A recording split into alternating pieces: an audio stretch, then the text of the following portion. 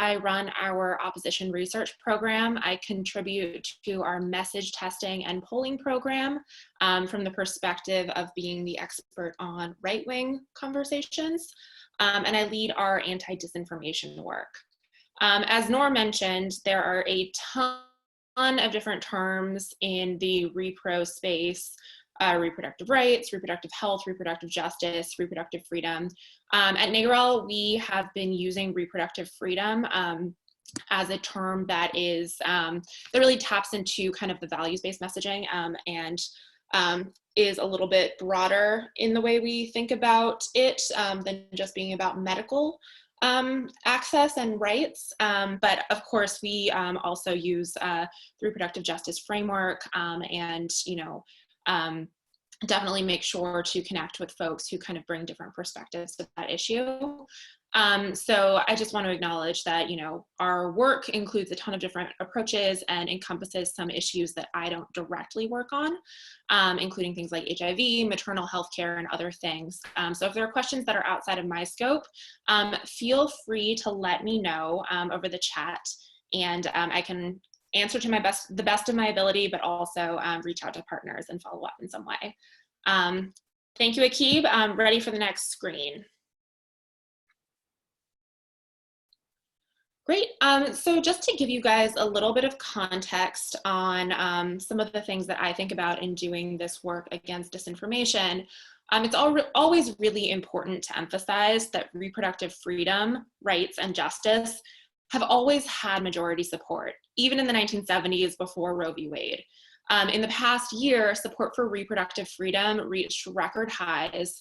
We tend to say that 7 in 10 Americans support reproductive freedom, but the numbers are actually a bit higher now. We saw 77% of Americans saying that they support the protections in Roe v. Wade just a couple of months ago. Of course, we consider that a baseline, the protections in Roe, and are constantly fighting for more access to reproductive health care. But I just think that it's always really important to ground any conversations about this work in an understanding that we are on the winning side and have always been. And so, can be really confident in the positions that we adopt and talk about. All that being said, anti-choice activists really aren't stupid, and they know that they have a losing argument, which is why they really try to make up for it by leaning into disinformation and intimidating pro-choice advocates and elected officials from speaking out in support of this issue. They just pour a ton of money and energy into being louder on this issue than we are, which is why I'm so excited to be included on this webinar. I think that that's exactly the imbalance that we're looking to solve here. So anyway, just to give you a little bit more color on kind of how the anti-choice conversation shakes out online. We've done a bunch of research on this, and I've heard from others who have done similar projects. Anti-choice advocates are actually the majority of people who talk about reproductive rights, health, freedom, and justice online. And they also produce the large majority of the content.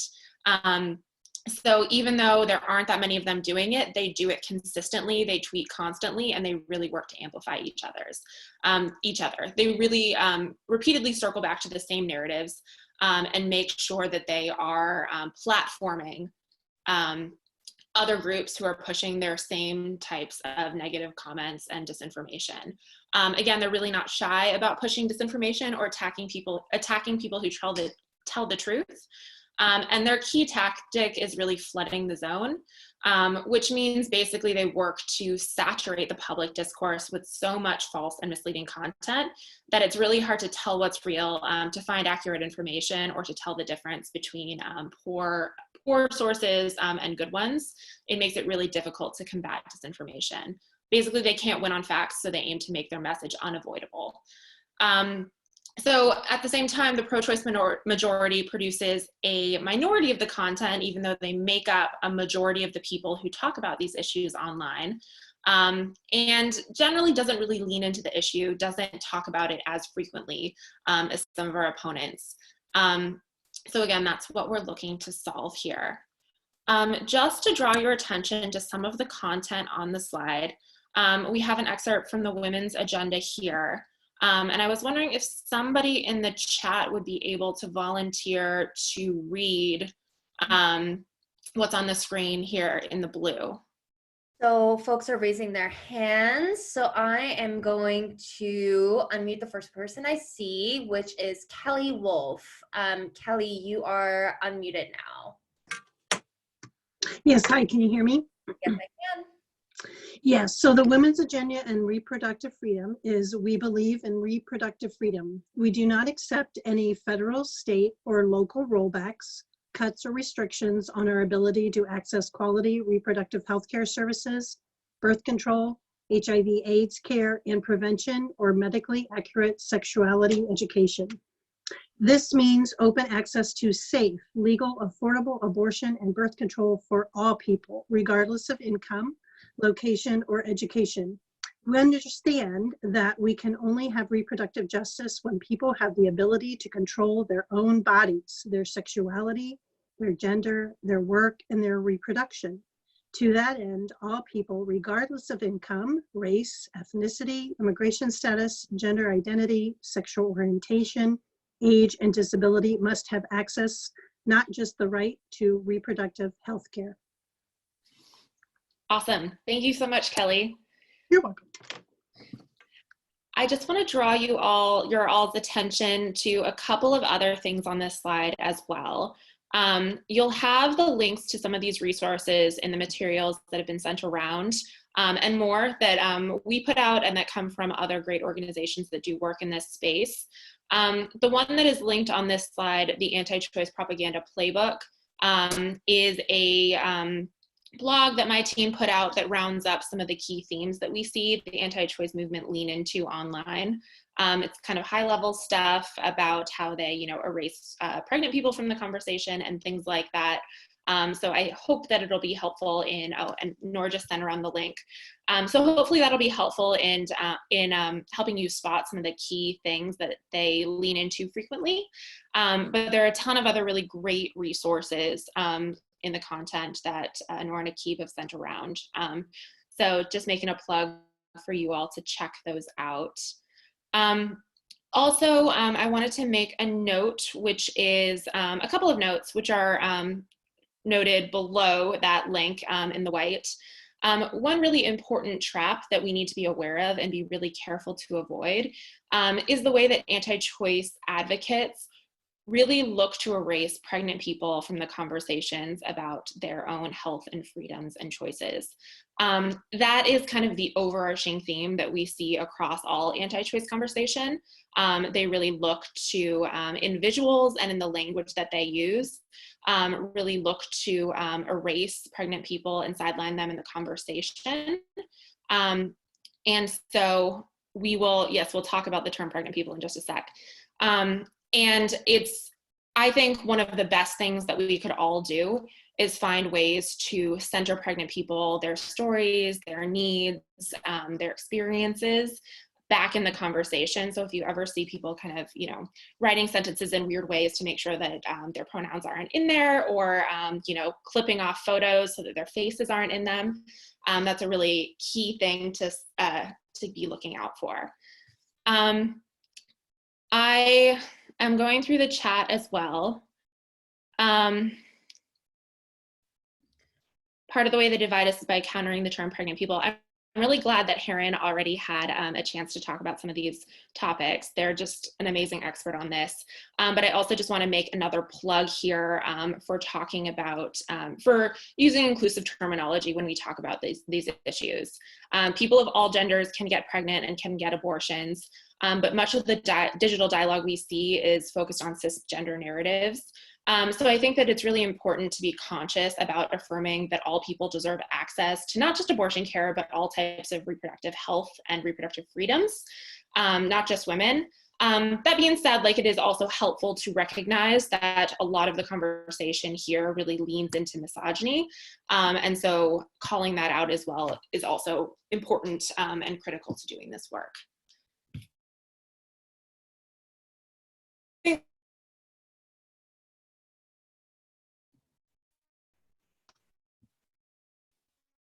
Keeb, can you forward up to slide 3? or the third slide in this section. Oh no, I think I've lost my Wi-Fi. Cool, working. Okay, so I just wanted to go through a couple of anti-choice tactics from kind of a high level before we dig in on the specifics of the fear structure and the constructive responses. I think really the first step in preparing you for the type of hate speech and disinformation that anti-choice advocates push online is giving you kind of a high-level overview of the key themes. So a couple of top lines. Like I mentioned earlier, the overarching tactic that the right leans into is erasing pregnant people from the conversation about their own freedoms, their own choices. So whatever we can do to make sure that people are centered in the conversation and that the conversation about their own healthcare really centers on their stories, the better. Disparaging and dehumanizing people who seek abortions is another key tactic. They also look to disparage and dehumanize doctors who offer abortion, or even pro-choice advocates who stand up for this issue. They also work to try and claim the moral high ground by claiming that what they're motivated by is religion. Sometimes they'll even adopt some of the language of feminism. And even lately, we've been seeing them adopt more and more terminology kind of drawn from the racial justice movement in order to make themselves sound like they're good people who actually care. But of course, their policies and their ideology just doesn't back that up. So again, to push back on some of these key tactics, it's again really important to center stories on pregnant people who need reproductive health care, shine a light on the anti-choice movement's incredibly unpopular agenda by forcing them to acknowledge and defend the things that they're actually doing, like banning abortion, blocking contraception access, working to overturn Roe, criminalizing people who access abortion care. And we've really seen in our research lately that talking about the nitty-gritty of their policies and how difficult it will be for them to actually enforce their abortion bans without criminalizing people has been something that can really move people and get people to better understand the stakes in this issue. And then, of course, just generally working to increase the volume on our side and building more coordination into our collective efforts to move the needle on social media is really important, which again is what we're doing here. Teddy just mentioned in the chat that the way they're using COVID-19 to move their goals is particularly reprehensible. I completely agree. We've seen a couple of themes lately in the way that they've been using it, denying that abortion is a time-sensitive, essential health service was the original one. But lately as well, they've been layering on some attempts to get special privileges for the protesters who stand outside of clinics and harass people. To violate stay-at-home orders or social distancing orders and things like that. So they're really using this COVID-19, this entire pandemic as a way to chip away at some of the key arguments or some of the key protections for pregnant people. I am just circling back. I see Noor flagged a question in the Q&A. How do I see folks erasing pregnant people? Yeah. That is a really important question. And I think that once you start looking for it, it'll be really obvious in some of the online conversations. The classic example is the way they use examples of pregnant photos of pregnant bellies that are just cut from kind of chest down and take the pregnant person's face out of the camera, out of the frame. They will also do weird things with the phrasing of their sentences so that, they'll focus entirely on the fetus. They'll talk about how they'll use passive voice to make it so that you literally don't see a pregnant person in the sentence. When they make comments online, they'll say, something was aborted, or they'll put the focus entirely on doctors who they'll term abortionists in an attempt to dehumanize them. and not acknowledge that there's a person who's deciding to access abortion.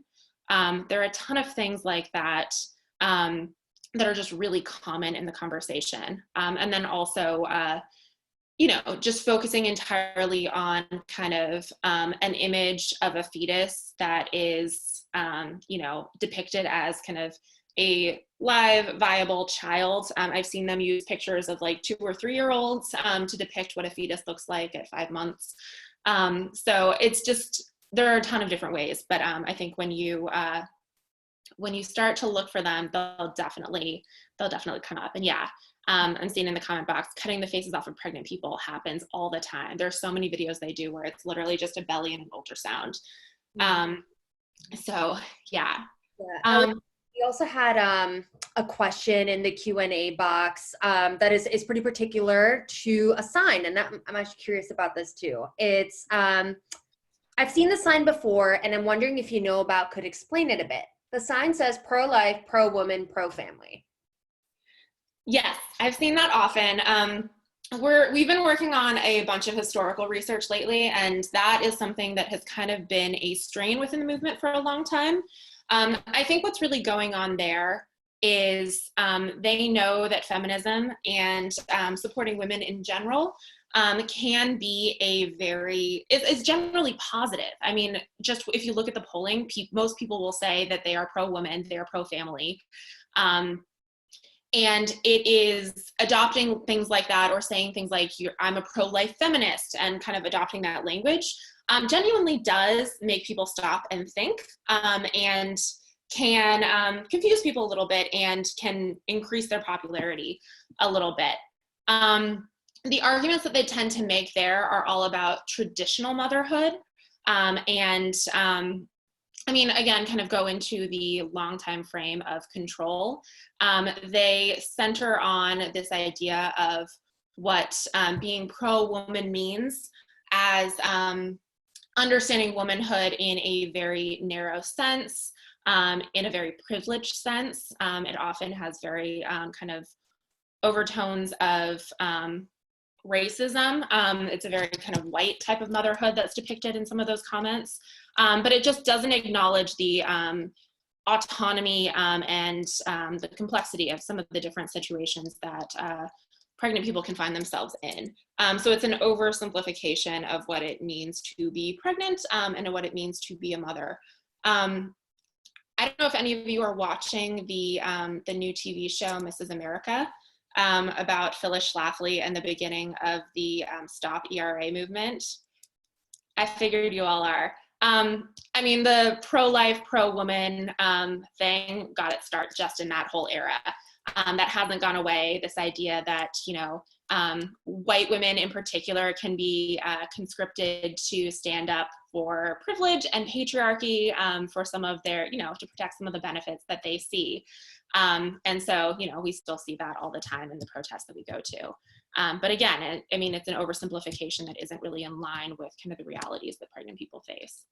Sorry, I rambled there. That one is something that we encounter all the time, and it's kind of a constant frustration. So anyway, I'm glad to hear that you all are watching it. I really love the show. I think it's just such a helpful lens on how this kind of movement had got its beginnings. So yeah, no problem. And we'll get into some of the other questions after we go through some of the templates, which folks have loved doing. So let's get into it. Okay, cool. So thinking about what to say. Again, the number one step is just to raise the volume of the conversation. There is a gigantic imbalance online. Anti-choice activists are really not shy about pushing disinformation, and they produce, again, a higher volume of content. The good thing is that we can be confident. There's a ton of research out there to show that you're the best messenger within your own network. So if you are seeing problematic narratives like we see in the sounds like troll category on this slide, you are the best positioned person to speak to your audiences and to start to push back. So let's look a little bit at some of the examples on the screen here. we have two examples. The first one buys into the fear structure of people kind of having blanket beliefs about abortion. They don't personally believe in abortion. They think that they wouldn't personally want to choose that procedure. And they assume that everybody is in their circumstances and has the same frame of mind. So they demand that everybody conforms to their beliefs. This is one of the more aggressive frames that they use. And the example given where they just scream murderers is sadly very, very common. So you are probably likely to see that constantly in a bunch of different forms, but you will definitely see that, that language. An ineffective response in this category would be, if you're so pro-life, why aren't you promoting laws to help babies after they're born? That is a really common one, and one that I think is helpful in that it points out the underlying hypocrisy of the commentary. But I think one of the big things here is that we're missing an opportunity to really center the pregnant person in the conversation, like I said. So finding a way to either bring in pregnant people, their health, their realities, or share some kind of storytelling or content like that is a really effective way to push back on some of these people who just have kind of these blanket ideas that are a little bit misinformed and don't necessarily refer to people's real experiences. So that's what this constructive addition here has. It talks about, it acknowledges the response that the ally gave. It talks about how important it is to think about how these abortion bans will affect people in their real lives. And then it offers an example of how important, how abortion plays in people's actual lives and centers pregnant people in that conversation, and provides a helpful article. So that's one good example. I'm looking back at the screen, at the chat box, and I wanted to respond really quickly to some of these things. I agree. I mean, Victoria mentions being raised as an evangelical Christian in the movement and finding a wide range of issues around caring for people and families after birth. I mean, I was raised Catholic and still would consider myself a spiritual person, although don't really feel comfortable in that space anymore. So I can totally, I totally agree. And I think that valuing people's freedom and, you know, agency and health and safety is, has always been the kind of thing that a lot of people from different perspectives and religious perspectives can connect with. And like Nor mentioned, there are a ton of faith-based organizations in this space, like Catholics for Choice, that really lean into that and do that very, very well. Yeah, like Teddy mentioned, I also agree. It is kind of helpful to know the contours of that. And frankly, I think my faith is what drives my activism on this issue. Okay, moving on to the second example here. Stigmatizing abortion and shutting down clinics really requires that people don't trust the type of care, the type of healthcare that is being given right there. So a big effort on the right, as I mentioned earlier, is an effort to not just erode trust in doctors, but actually try to dehumanize them. The example here uses the term big abortion, which is something that you will see definitely a lot online. The abortion industry, terms like abortionists, things like that are common terminology that people use to attack doctors and make it seem like abortion isn't actually healthcare, even though they do that in a little bit of a roundabout way. The ineffective response here is, did you hear childbirth is dangerous? Again, like the previous one, it's not exactly that this is a problem to say. It's just that it is confrontational and could provoke defensiveness. So a effective way to push back on something like this would be to really add a little bit more color and to keep a more positive voice. So this constructive addition, which would be responding to the response about childbirth being dangerous, congratulates the person for weighing in on this conversation, and really puts the focus on abortion being safe and the restrictions being the real problem. So it's the same kind of idea, but it just really keeps the conversation a little bit more positive, which can be helpful here in giving people the space to engage with an idea. Cool, so I'll give you all a second or two for comments, and then we'll go on to the activity page.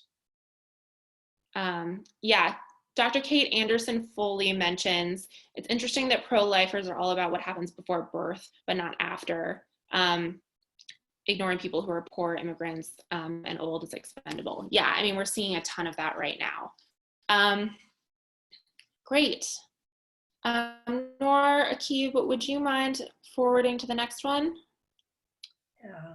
Lorraine is asking, how would I respond to someone saying that they don't want their tax dollars to go into abortion? I've said in the past that Planned Parenthood cannot use their tax money for abortion. That funding goes towards women's health, STD, and education, but I'm always told that I'm wrong. Lorraine, you are not wrong. That is totally correct. Right now, federal funding for things like Medicaid is subject to restrictions. A particular restriction known as the Hyde Amendment, which has been applied to federal funding for healthcare since the mid-70s. That restriction makes it impossible for any federal funding to cover abortion services, and that is still in place.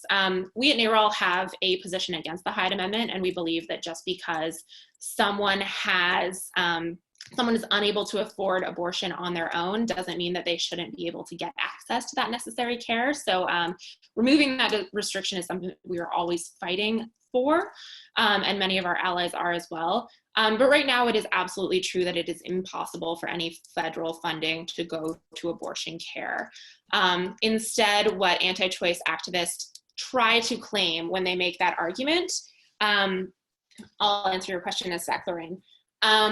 What anti-choice activists are trying to claim when they make that argument is that they'll say things like money is fungible. So if you are allowing Medicaid reimbursement for HIV testing, for example, that means Planned Parenthood doesn't have to fund HIV testing on their own, and so has more money to spend on the procedures that aren't covered by Medicaid. It is a pretty ridiculous argument. There is private donations and things like that that go to fund abortions, but kind of that is the argument. I think in this case, in general, my recommendation would be, again, to center on pregnant people. What that argument about funding really minimizes and brushes aside is the need there, and the fact that abortion is a necessary health procedure that people need for a ton of different reasons, and that just boiling it down to making it so that only rich women are able to access abortion is just really doesn't center with our values. So yeah. Ellie, that is two other really good questions. If you don't mind us digging into them, before we do the exercise, I think it'll help folks with this one in particular, and then we'll go into yours, Gina's. So the first one's from Allison, and it is, I've been told to avoid the pro-life, pro-choice dichotomy because most people are both and is polarizing. Instead, I've been told to use pro-abortion, anti-abortion, or pro-repro health, anti-repro health. Can you speak to this? Yeah, I think that is, I mean, it makes a ton of sense. I mean, the pro-life terminology on its face, as others have pointed out in the chat, is something that we shouldn't give much credence to. I mean, like we said, these are the same people who are putting people in cages, who are denying maternal health care, things like that. I mean, there are a lot of ways that pro-life is an insufficient moniker and is not something that we should use.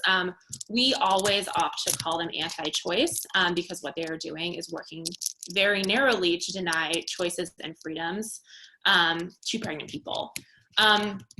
We tend to use at NARAL pro-choice or reproductive freedom right now as the language. If you talk to different organizations, you'll hear different things. I think that talking about reproductive freedom can be a really powerful way to bring in more people into this conversation. Even if people won't say that they would personally choose abortion, many people would agree that people should have the freedom to make their own choices. And that is a broadly popular value, which is why we talk about that, because it makes it much more accessible to people. When we do our polling and when we talk to people about their feelings on the issue, we don't ask people to self-identify whether they are pro-life or pro-choice. I know many people who would be opposed to overturning Roe, who would be opposed to banning abortion, who might still call themselves pro-life based on their personal circumstances and their ability to make a decision to keep a pregnancy if they were to get pregnant. I think that even those people who wouldn't choose abortion for themselves are willing, when you explain it to them, to make sure that laws protect people's ability to make their own choices. So again, you can have people who might call themselves pro-life, but centering on the laws and legislation and things like whether or not they support Roe is a much more just useful way of thinking about it, because what we're talking about is public policy, not your personal decision making. Nobody is going to force someone to get an abortion, but banning people from getting abortion is the real problem here. Thanks, Ellie. And another question, which you might have a simple answer to, is access to demographics. Gina is curious about if there's a decreasing percentage in opposition to abortion. Does it have anything to do with the aging population? So those that were anti-pill or anti-abortion in the 60s and 70s are now aging out. Yeah, that is true. That's basically what we see. The anti-choice population is a pretty small minority, like I mentioned earlier, and even about 36% of the Republican Party is actually pro-choice. So we have seen the numbers get stronger in favor of pro-choice arguments over time, consistent with people, younger people aging into their voting years, and older people, older people also becoming slightly more pro-choice over time. It's absolutely true that younger generations are much more pro-choice than older generations, but those demographics really do line up with party affiliation. In a lot of different ways, even though, like I said, the Republican Party is actually much more pro-choice than many people tend to think. That is totally fair, Victoria. Victoria mentioned that it's not right to paint all older people as anti-choice. That is absolutely true. Like I said, we see gigantic pro-choice, a strong pro-choice majority across populations. And like I said, even in the Republican Party. Back in the 1970s, the majority of the country was still pro-choice. Even Democrats and Republicans both were more than 60% pro-choice, with the Republican Party even being in the 70s. So these numbers are not entirely new, although they are getting marginally stronger as we go along. Thanks, Ellie. All right, folks, great conversation and questions. Let's dig into this template, and I'll let you take us through it, Ellie, and then we'll go through the Q&A and see what constructive additions you all have. Perfect.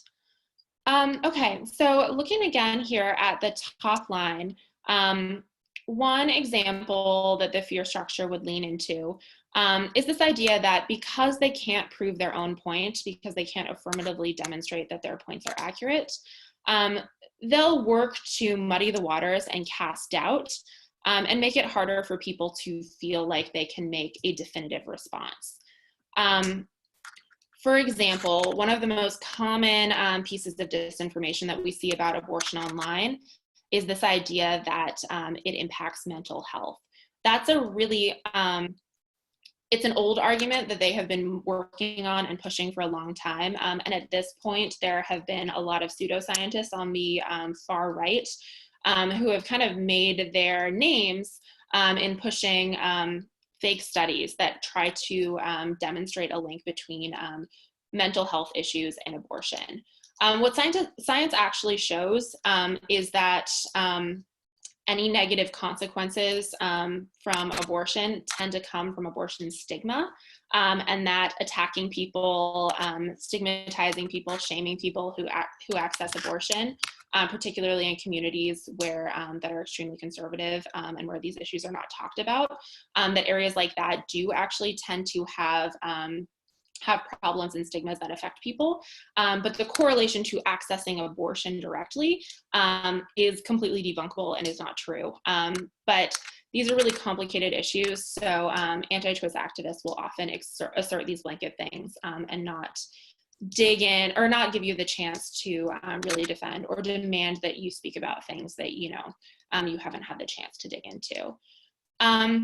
In this case, the ineffective response that is listed is love how conservatives only care about mental health when it's convenient for you. And the constructive addition is left blank. So I'd love to see what you all would recommend in responding to this one. Nora, are we doing it in the Zoom in the webinar chat? Yep, we're doing it in the chat. So I'll read out some of them as they come along, because I know that you'll have to scroll up, but I got it. So I'll read a few of them out to you, Ellie, and then we can discuss some of the good tropes that we're seeing repeated.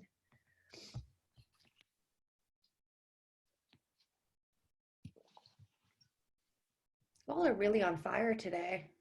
Mm-hmm. All right, so one that I see from Catherine Bashar is at Ally. Thanks for weighing in. Abortion is a hard decision that virtually no woman takes lightly. It's important for all people to have access both to reproductive health care and mental health care. And I saw another one from Angela that says, I agree at Ally that mental health is part of the total health of an individual and is always important. Choosing what is best for yourself and following through with action is empowering for both physical and mental health. So I'll stop there and see, Ellie, if you had any thoughts on those two. Yeah, I think these two are really are both really great. I like that they both, again, center on the pregnant person in this conversation. And I think that there are, if we wanted to even further strengthen some of these, mentioning, including a link to a story or things like that about somebody talking about what it is like to make that decision and how affirming having the control and the trust to make those decisions can be. But I think that both of these are really on point. The one thing I would say in Catherine's point is that I think it's fine as is, but I think you would just have to be aware of getting an anti-choice response on the part about no woman taking it lightly. People might pile on and say that, and use that to imply that it is a difficult decision or that they might need help or that they might need anti-choice counseling in order to make those kind of decisions. And so I think really making sure to lead with the idea that, we have seen this through a ton of research that women and pregnant people who choose to access abortion are extremely sure have done the work to really to make the decisions that they need for themselves and that they are the true experts in their own lives and their own needs is important, which I think is the point that this tweet is generally making, but just flagging that is the kind of stuff that you might get back. Thanks. And just so you all know, you're all giving really good responses. I'm just reading out a few that I think have some different approaches as well. And I'm seeing a lot around stigma. So I'm going to read one out on that front. So one from River, to extend what @Ally said, we should always care about the health and well-being of people regardless of their previous choices. Stigma and shame are far more harmful to people than any safe medical procedure. Another one that I see from Judy, @Ally, spot on. Mental health is an issue for all people and impacts pregnant people who have had an abortion as it does all people. Did you know that the mental health issues that affect people who have had an abortion mostly come from the stigma that anti-choice advocates place on abortion? Can you imagine being a person who has had an abortion and having to deal with all the stigma? Here's an article that discusses the connection between stigma and post-abortion trauma. So I'm wondering if you could speak a little bit to that, Ellie, because I am seeing some folks have questions on like actually spelling out what that connection between the stigma and mental health is. Yeah, I think that's right. I think that the one thing I'd be careful about this, and this is where it kind of becomes a fine line to walk, the anti-choice activists really want to repeat and emphasize the idea that abortion causes trauma, or the idea that post-abortion trauma is common. It isn't, and I think that we should be careful not to specifically repeat their terminology there. But I really like the way that River did it. Stigma and shame are far more harmful to people than any safe medical procedure. That keeps the focus on the safe medical procedure. It keeps the focus right here, and even this last sentence, on the people who need access to that safe medical procedure. And it attacks the people, it attacks the shame and stigma as the real problem, which I think is really powerful here. Thanks, Ellie. And we'll be sure to send some resources on that connection if we see some. So I'm just going to read one more for this row, which is from Samantha. And it's amazingly people of all experiences and parenthood statuses can experience mental health challenges. By all means, we should be providing comprehensive health care. That would surely include both reproductive health and mental health. I like this response because I think it comes back to the fact that we can't really think about reproductive health care as different from holistic health care, and sort of taking care of your entire self and your entire body and having it be as commonplace. So like, I think sort of talking about it as healthcare, is one way to sort of demystify what it means. But what are your thoughts, Ellie? Yeah, I really, really love this one. Samantha, I think that it does just such a great job of touching on all of those different points that we've talked about, and weaving them together in a way that seems just really clear. I like that the first sentence about talking about people's different experiences, parenthood statuses, and just the reality of, mental health, which is something that we don't talk enough about in this country. That really does powerfully center the people and their needs and their experiences in this conversation, which I think is, like I said, the number one thing that we need to do. I like that this, like you said, Noor, connects health, puts abortion in the context of broader comprehensive healthcare, and makes it clear that we don't need to talk about trade-offs or say that you can only have reproductive healthcare or mental health care or anything like that. I mean, we should be giving people access to all of these things. I just thought of something to mention and it just slipped my mind, but it'll come back to me, so I'll mention that later. All right. We have a pretty packed Q&A, so let's get into the second row and just see a few examples on that, and then on the women's emotions and health. And Ellie, if it's okay if we go on to like 225 or 230, is that okay? As long as nobody else minds, that's fine with me. Okay, great. All right, so let's please put your answers into the second one. I'm happy to read it out. Fear structure. Women's emotions and health come secondary to others. Sounds like fetuses can feel pain. Ineffective response, and mothers don't feel pain? All right, I feel like I've seen this one around before. Yeah, this one's really common. Okay, so reading a few out.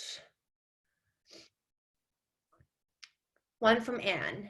Pain can come in many forms. A mother needs to be emotionally strong not only at birth, but throughout the life of a child.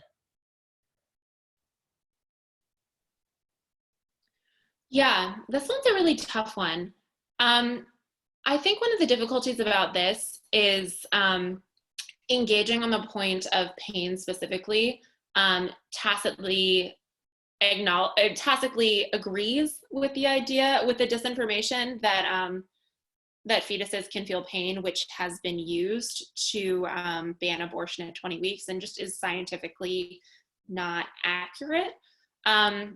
So I'm not sure exactly of how the best way to tie those things together. I like the way though that Anne's, again, centers on the pregnant person.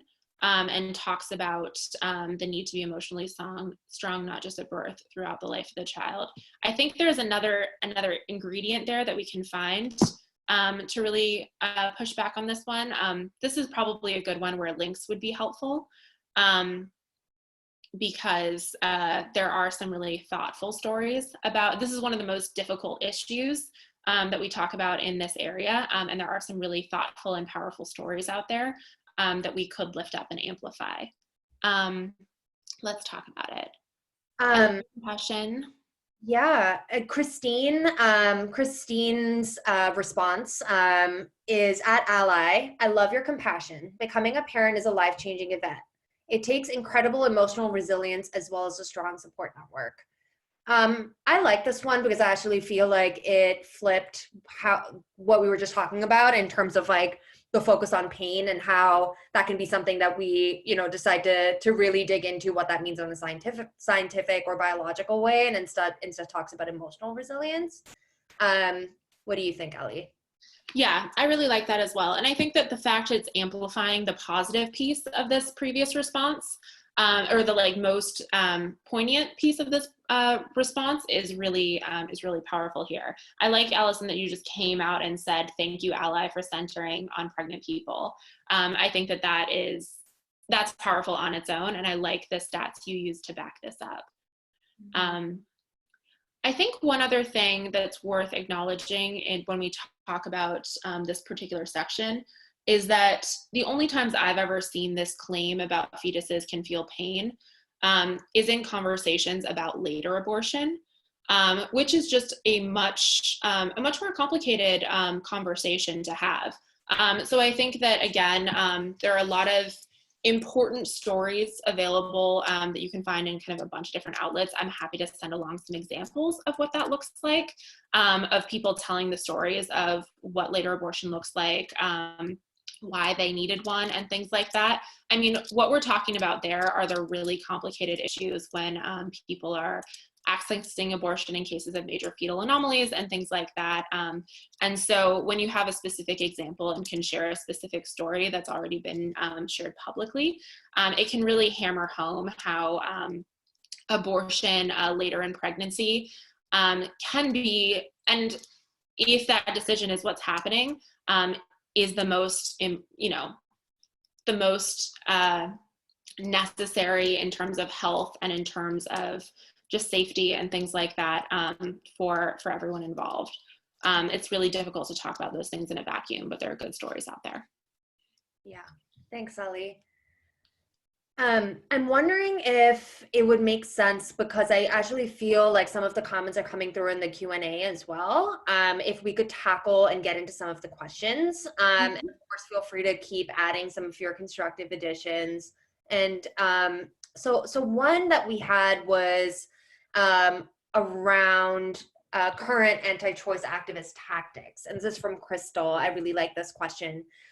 Crystal says, as a person of color, one of the tactics widely used by anti-choice activists is to push rhetorics, for example, billboards, in high poverty areas with large minority populations that basically claim that abortion is a tactic to destroy the community and the people, using the current tensions and mistrust from people of color's experience of systemic racism as a weapon against them. Do you have any suggestions for best practices about how to best respond to this in discussion? I'm so glad you brought this up, Crystal. I think this is a really common and growing tactic, and I've seen some polling that suggests that it can be compelling with people who don't know the full contours of this issue, or haven't really thought about or engaged with it, or don't have personal experience with it. Especially young men can be swayed by some of these arguments. So I sound like a bit of a broken record, but I think here what those billboards tend to do is use statistics, misleading statistics, and just kind of assumptions and stereotypes about what's happening in the Black community in order to make kind of sweeping blanket claims about who should be allowed to do what with their bodies. And I mean, it's just a fundamentally deceptive tactic. It's problematic in so many different levels. But I think what it really does that's a classic example of erasing the pregnant person from the conversation, just kind of on a much larger scale.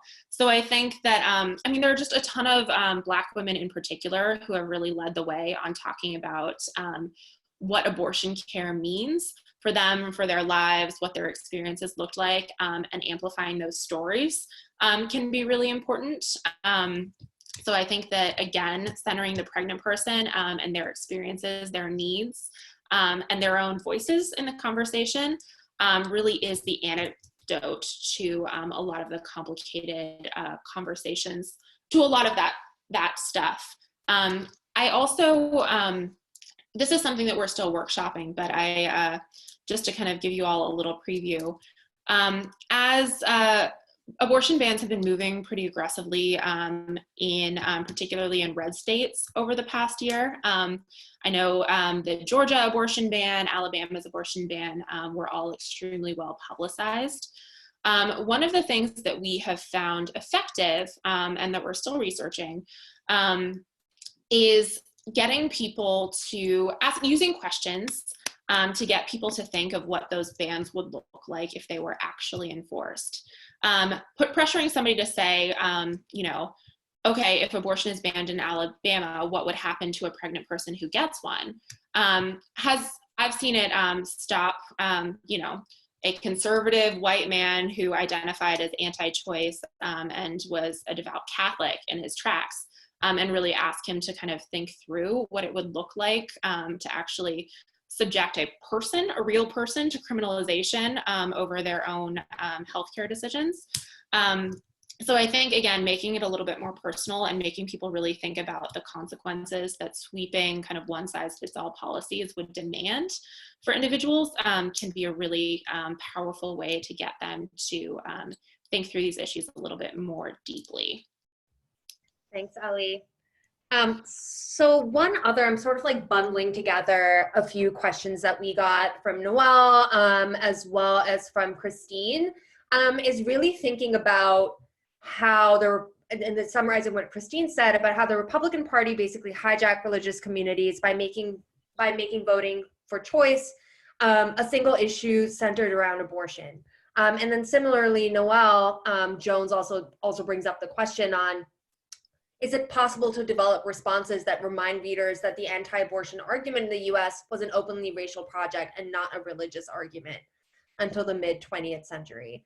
And is saying, how can we sum some of this up concisely and inspire people to go check it out for themselves, since it's the underlying rationale for the pro-life side that the Bible supports the idea of life before birth, which it doesn't. So I know that some of this might be outside of a lot of what your research focuses on, Ellie, but I do think the idea of like the religious, like the focus on organizing religious communities by the anti-choice movement is something worth unpacking a little bit. Yes. I am so glad that I'm getting this question. I mean, there's been a ton of great writing and work done on some of these angles by historians, by women in the reproductive justice community. So I'm happy to pass along some resources there. But I would like to take a sec to plug an upcoming podcast that I've been working on for like the last year or so that actually delves into some of the history here. We're going to be releasing both a podcast and a book about the history of the Republican Party and the anti-choice movement and how deeply those are intertwined, and the anti-choice movement's role in leading up to Trump. And we just have some really amazing guests that are on that podcast. Stacey Abrams is one, talking about how the voting rights issue is so deeply intertwined with this. Wendy Davis and a number of other, really amazing advocates who have talked about these issues. Folks like Dahlia Lithwick, who have studied it for a long time. So this is something that we've been thinking about a lot, that I've personally been thinking about a lot. And I think that it is a story that needs to be told and amplified in whatever ways we can. I'm happy to send around some of the articles that we've used as source material for that. I'm also happy to send around that book and podcast once we do have it released. But I think what the historical record shows is just that the anti-choice movement really grew out of the Southern, it was kind of the second wave of the Southern strategy, and was an attempt to kind of double down on the polarization that was driven by the pro-segregation movement on the right, and to maintain energy among kind of a mostly male, very white population, although the kind of Phyllis Schlafly arm of the movement shouldn't be underestimated. And that really is what drives a lot of the rhetoric and structures of the Republican Party that we reckon with today. So I think that it's really important to note that kind of reproductive control and racism have a long and sordid history of being intertwined in order to kind of rally far-right activists to political action. And it's just something that we don't talk about enough. So again, happy to share some of those resources. Thanks, Ellie, and thanks everyone for these really excellent questions. So it's almost 2:30. One last question from the Q&A is, well, two that are sort of resource centric. One is from Wani, and it's around, can you give us some sources we can use on how mental health issues are associated with abortion stigma? And another one is a few more global resources. We do have a few folks outside of the US on this webinar, so anything that you could share on those fronts would also be helpful. Sure. I have some resources, some kind of myths and facts that I'm happy to share around. I didn't realize that there were folks from outside the US on this, but I'm seeing some stuff in the chat. I actually think that it's important to note that a lot of the anti-choice conversation is very particular to the US. So if you're in the UK or wherever, you're going to be seeing slightly different angles in this conversation. Although I know a lot of the anti-choice conversation has been exported over the past decade or so. So some of the stuff will be similar.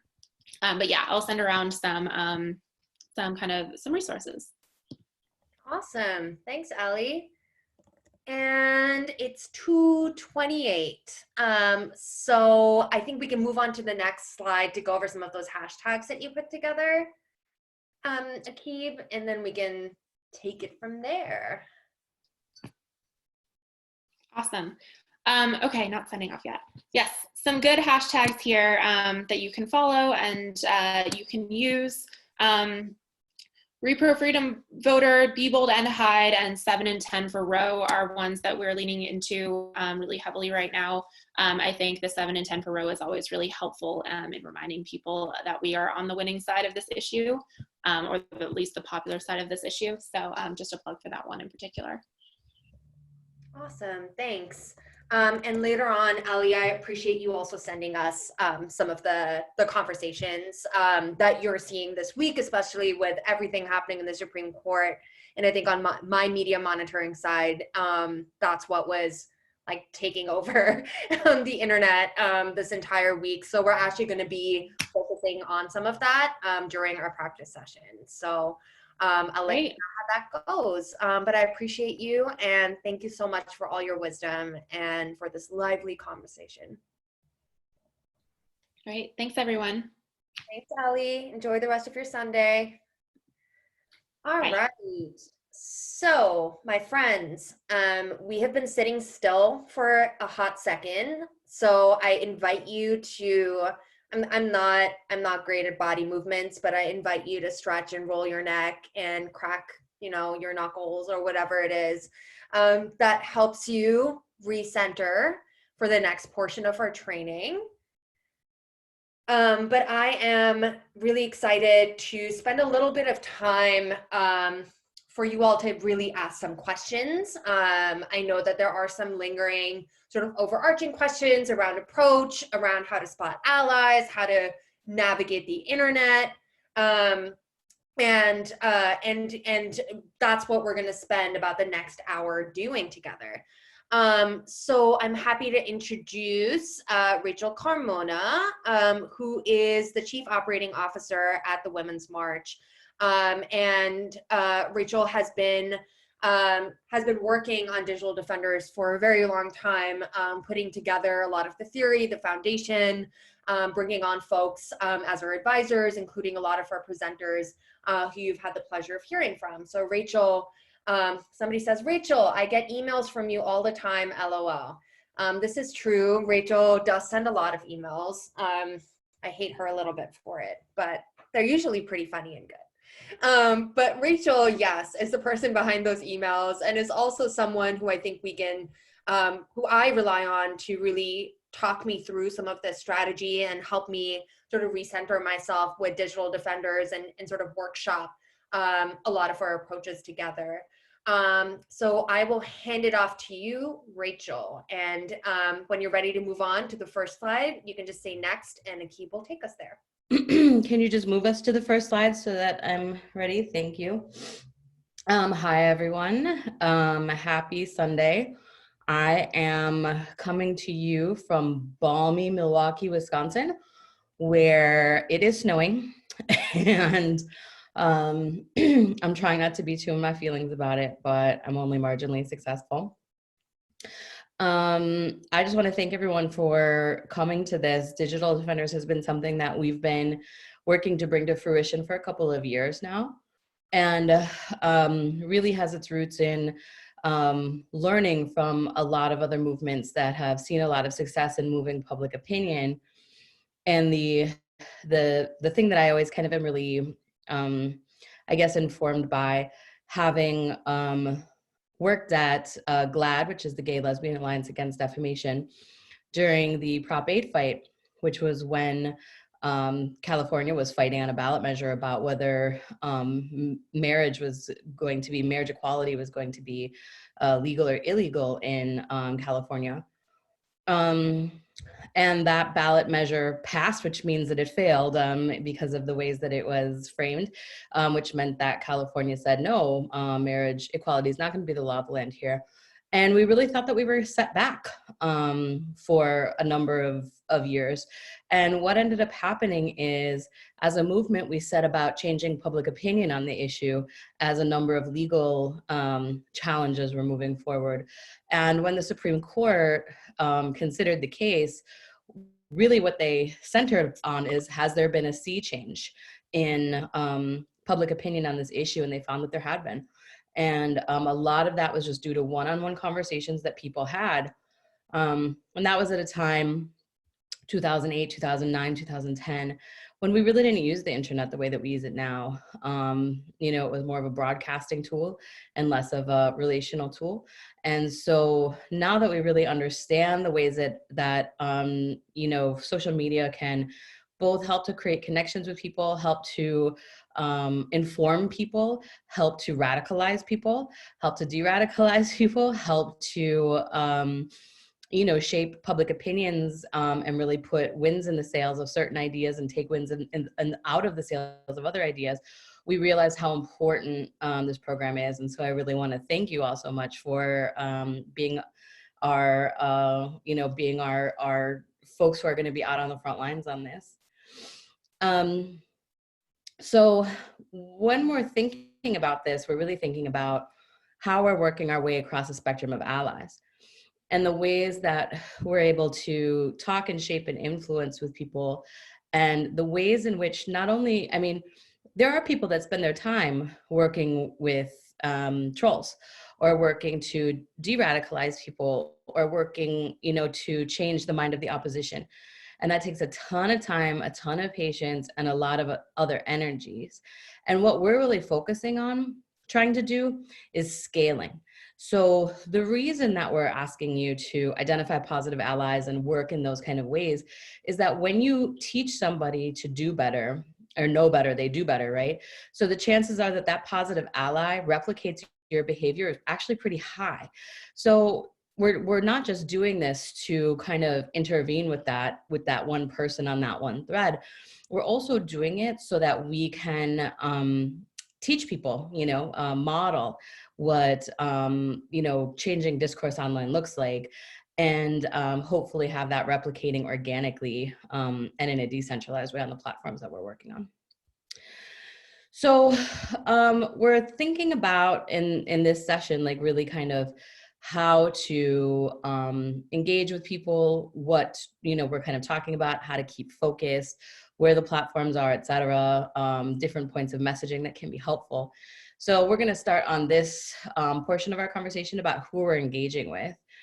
So I guess I'm going to just shout out, ask a question to the chat of, you've now been in a day of trainings already and you've had a lot of conversations.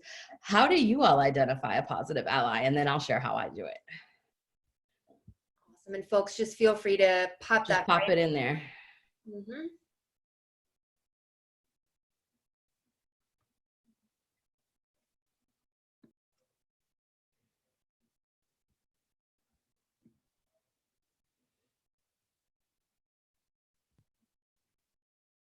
One from Victoria is look at their profile. Another from Janet is someone listens. Catherine, someone who's making a thoughtful and positive point to counteract the negative one. Amy says genuine, someone who shares the same values. Fact check what they're saying. Someone who uplifts information. Someone with respectful points. Their comment seems to be closer to the point that I would like to see amplified, but also check them out by viewing their profile. Someone who's actively posting on the issues, verbiage used, descriptive language, and Kat summarized it really well. Someone whose comment is heading in the right direction, and I can help put a little bit more meat on their argument. So what if there's a post that says, build the wall? And I went in there and I said, absolutely not. We cannot build the wall. The immigrants that I know are some of the most industrious people that I've ever met, and our economy would be done without them. I personally would not know what to do without my help, who watches my kids and cuts my grass. What kind of comment is that?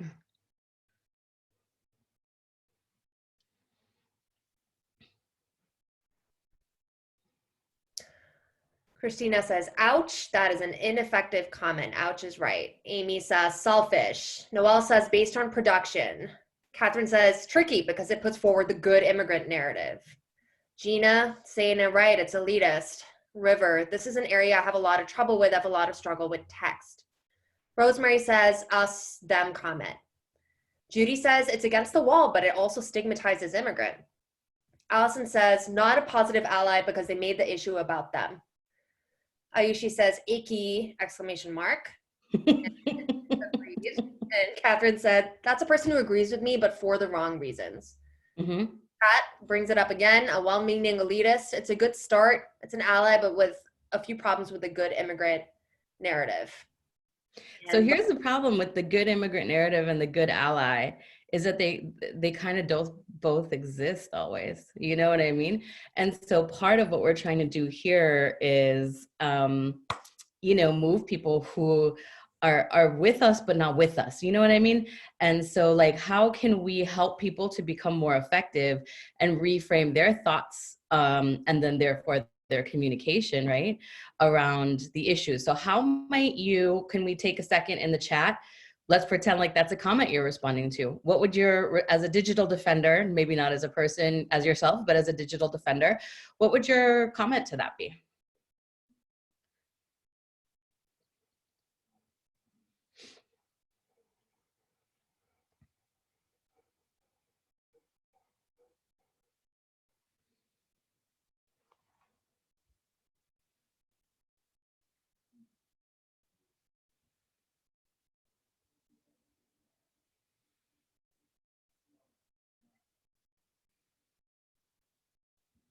Mm-hmm. So we're seeing, so there's a couple of questions or an approach of listening and learning to what they're saying, and then would it be an issue on reframing or lack of expressiveness?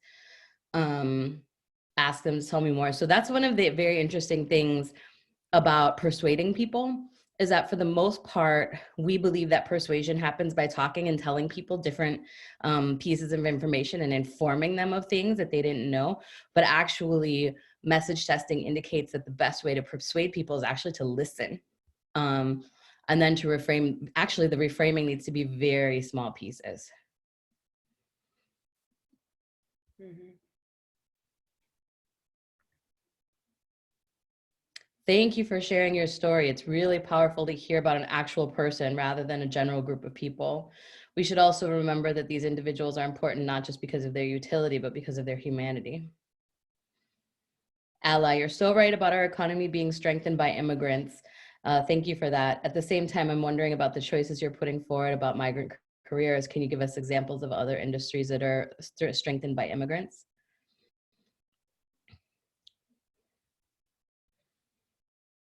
Mm-hmm.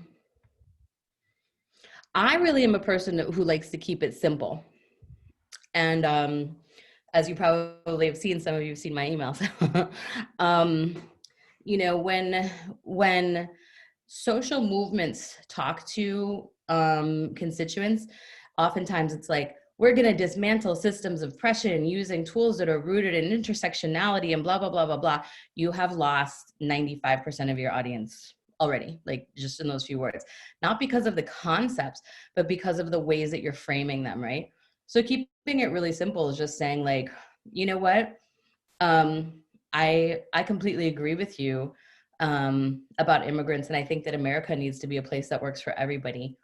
And here's an article that really draws out some of the things that you were saying and talks about all of the ways in which immigrants have strengthened our country over the years and not just, you know, in the workforce.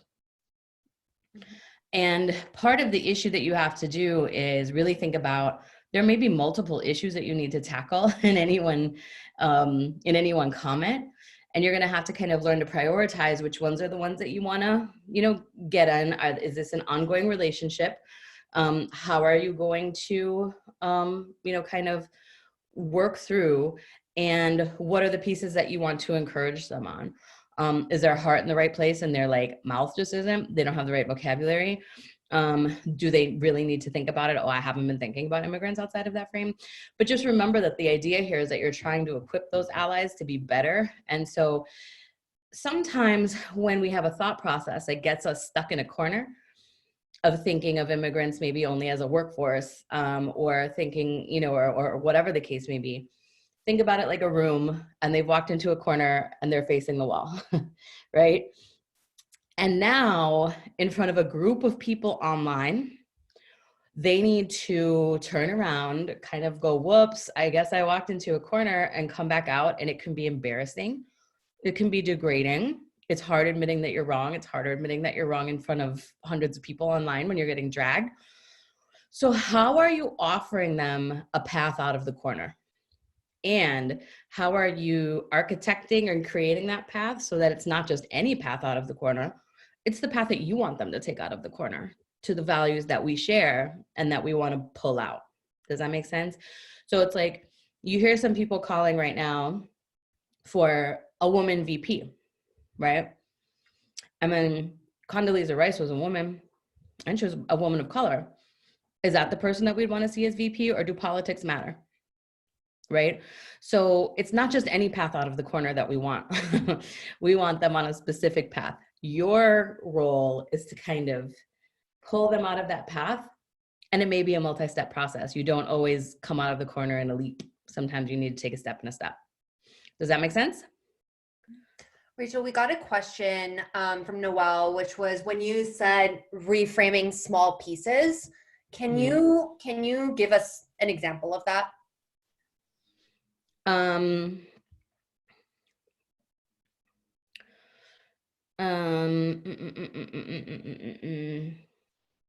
It's hard to do without a comment in front of me.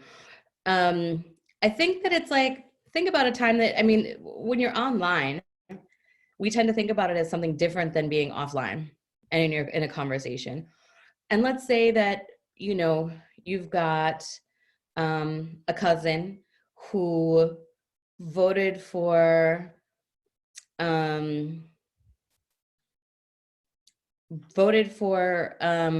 Clinton and then voted for Trump. And maybe Obama's not even in this, I don't know, whatever the situation is. But really thinking about like their vote was around, God, I'm like talking myself into a corner here. I'm trying to think of a comment. Do we have one in a previous page in any of the message guides? I think one, I actually want to see if we can just build off the one that we're using around immigrants. Mhm. I think that, you know, we face this pretty common in terms of like equating purpose with utility and production. And we've been talking about that a lot, right? Mhm. Like one of the main things or arguments that, for instance, you brought up as a potential comment from an ally is like, you know, if we had a wall, like, where would I get my fresh fruit and vegetables, right? Mhm. Like, how, like, what pieces of that comment could we possibly reframe? So I think, I mean, there's a couple that you could pick, or like, you know, what else I've seen is a lot is um, make sure to thank the people who are picking your food during coronavirus, you know, and all of these things. And so I think there's a number of things there, right? There's coronavirus stuff. There's, you know, who is an essential worker and who's not an essential worker.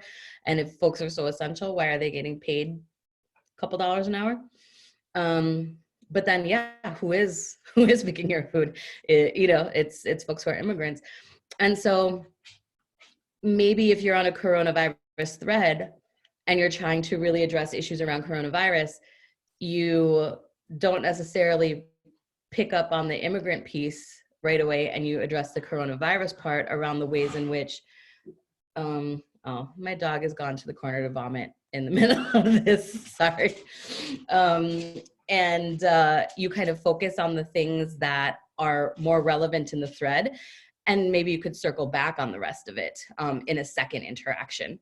So it's really not necessarily about like, oh, we're just gonna let shit slide, but it's about like, in what order are we gonna take it? How much rapport do we build in the you know, process, and how are we going to like prioritize, not that we're leaving any of these arguments behind, but how are we prioritizing the different arguments so that you know. Oh, and now she's way into a second corner. Hold on one second, y'all. I think another, while Rachel is dealing, Yeah, I'm gonna need a 2-minute break, Nor. that's all good. I think another way that I've been thinking about it, especially in terms of how we've been talking about abortion and reproductive health and care, is also if we were to bring it back into talking about workers' rights as a whole. So really thinking through, hey, you know, you bring up this important point about how you know, immigrants contribute to our society, how they bring us fresh fruit and vegetables as a significant demographic that work as farm workers.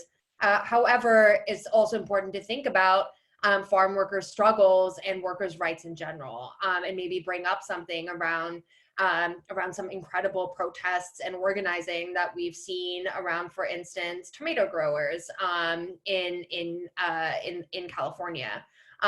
That's a way that I would approach it, because I do feel as though I see some benefit to shifting the framework in that way, because workers' rights, when talked about a little bit more broadly, can also bring us back to the center.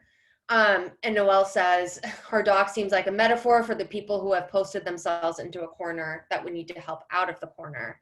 Also very true. I'm wondering if there are any other thoughts that folks have around the second question, because I know we have been talking about that in other contexts as well, which is, what would you do if the person you ideologically align with on the thread is a disrespectful ally, using language in an approach you disagree with? Some folks had mentioned the power of DMing someone. So, you know, instead of necessarily embarrassing someone on a full thread, you know, would you message them off to the side and just say, hey, you know, I think we're on the same page, but I just wanted to ask you a little bit more about why you said X, Y, Z. And I'm wondering if folks have tried that out in the past from this specific training, if you all have found some value to doing that, because I know it was brought up yesterday. And I'm interested to see if that's been helpful. So Victoria said, I have done this, in fact, last night. What about other people?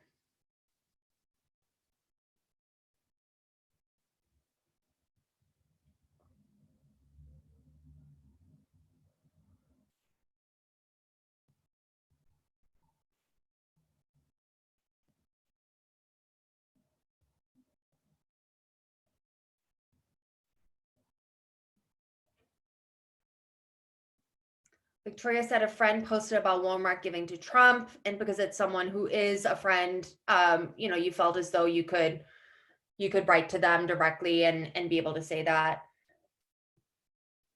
And Teddy said, I have sometimes had some luck by calling out the feelings if anger seems to be behind it, and just say this is an issue we all have strong feelings about, and then reiterating some of the points in less confrontational language.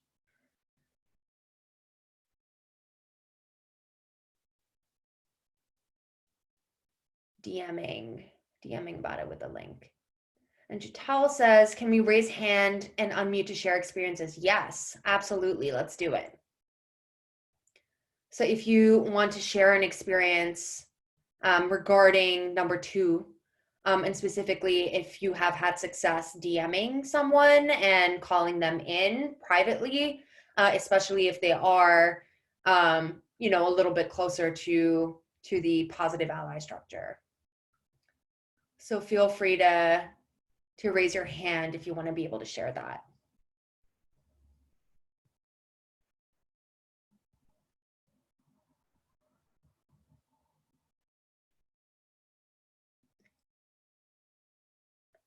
I'm also seeing River bring up a good point, which I also saw Dee mention earlier, which is around typos, which is it's a great way to alienate people. You come off as super elitist if you go around correcting people on their spelling and grammar and not the content of their post.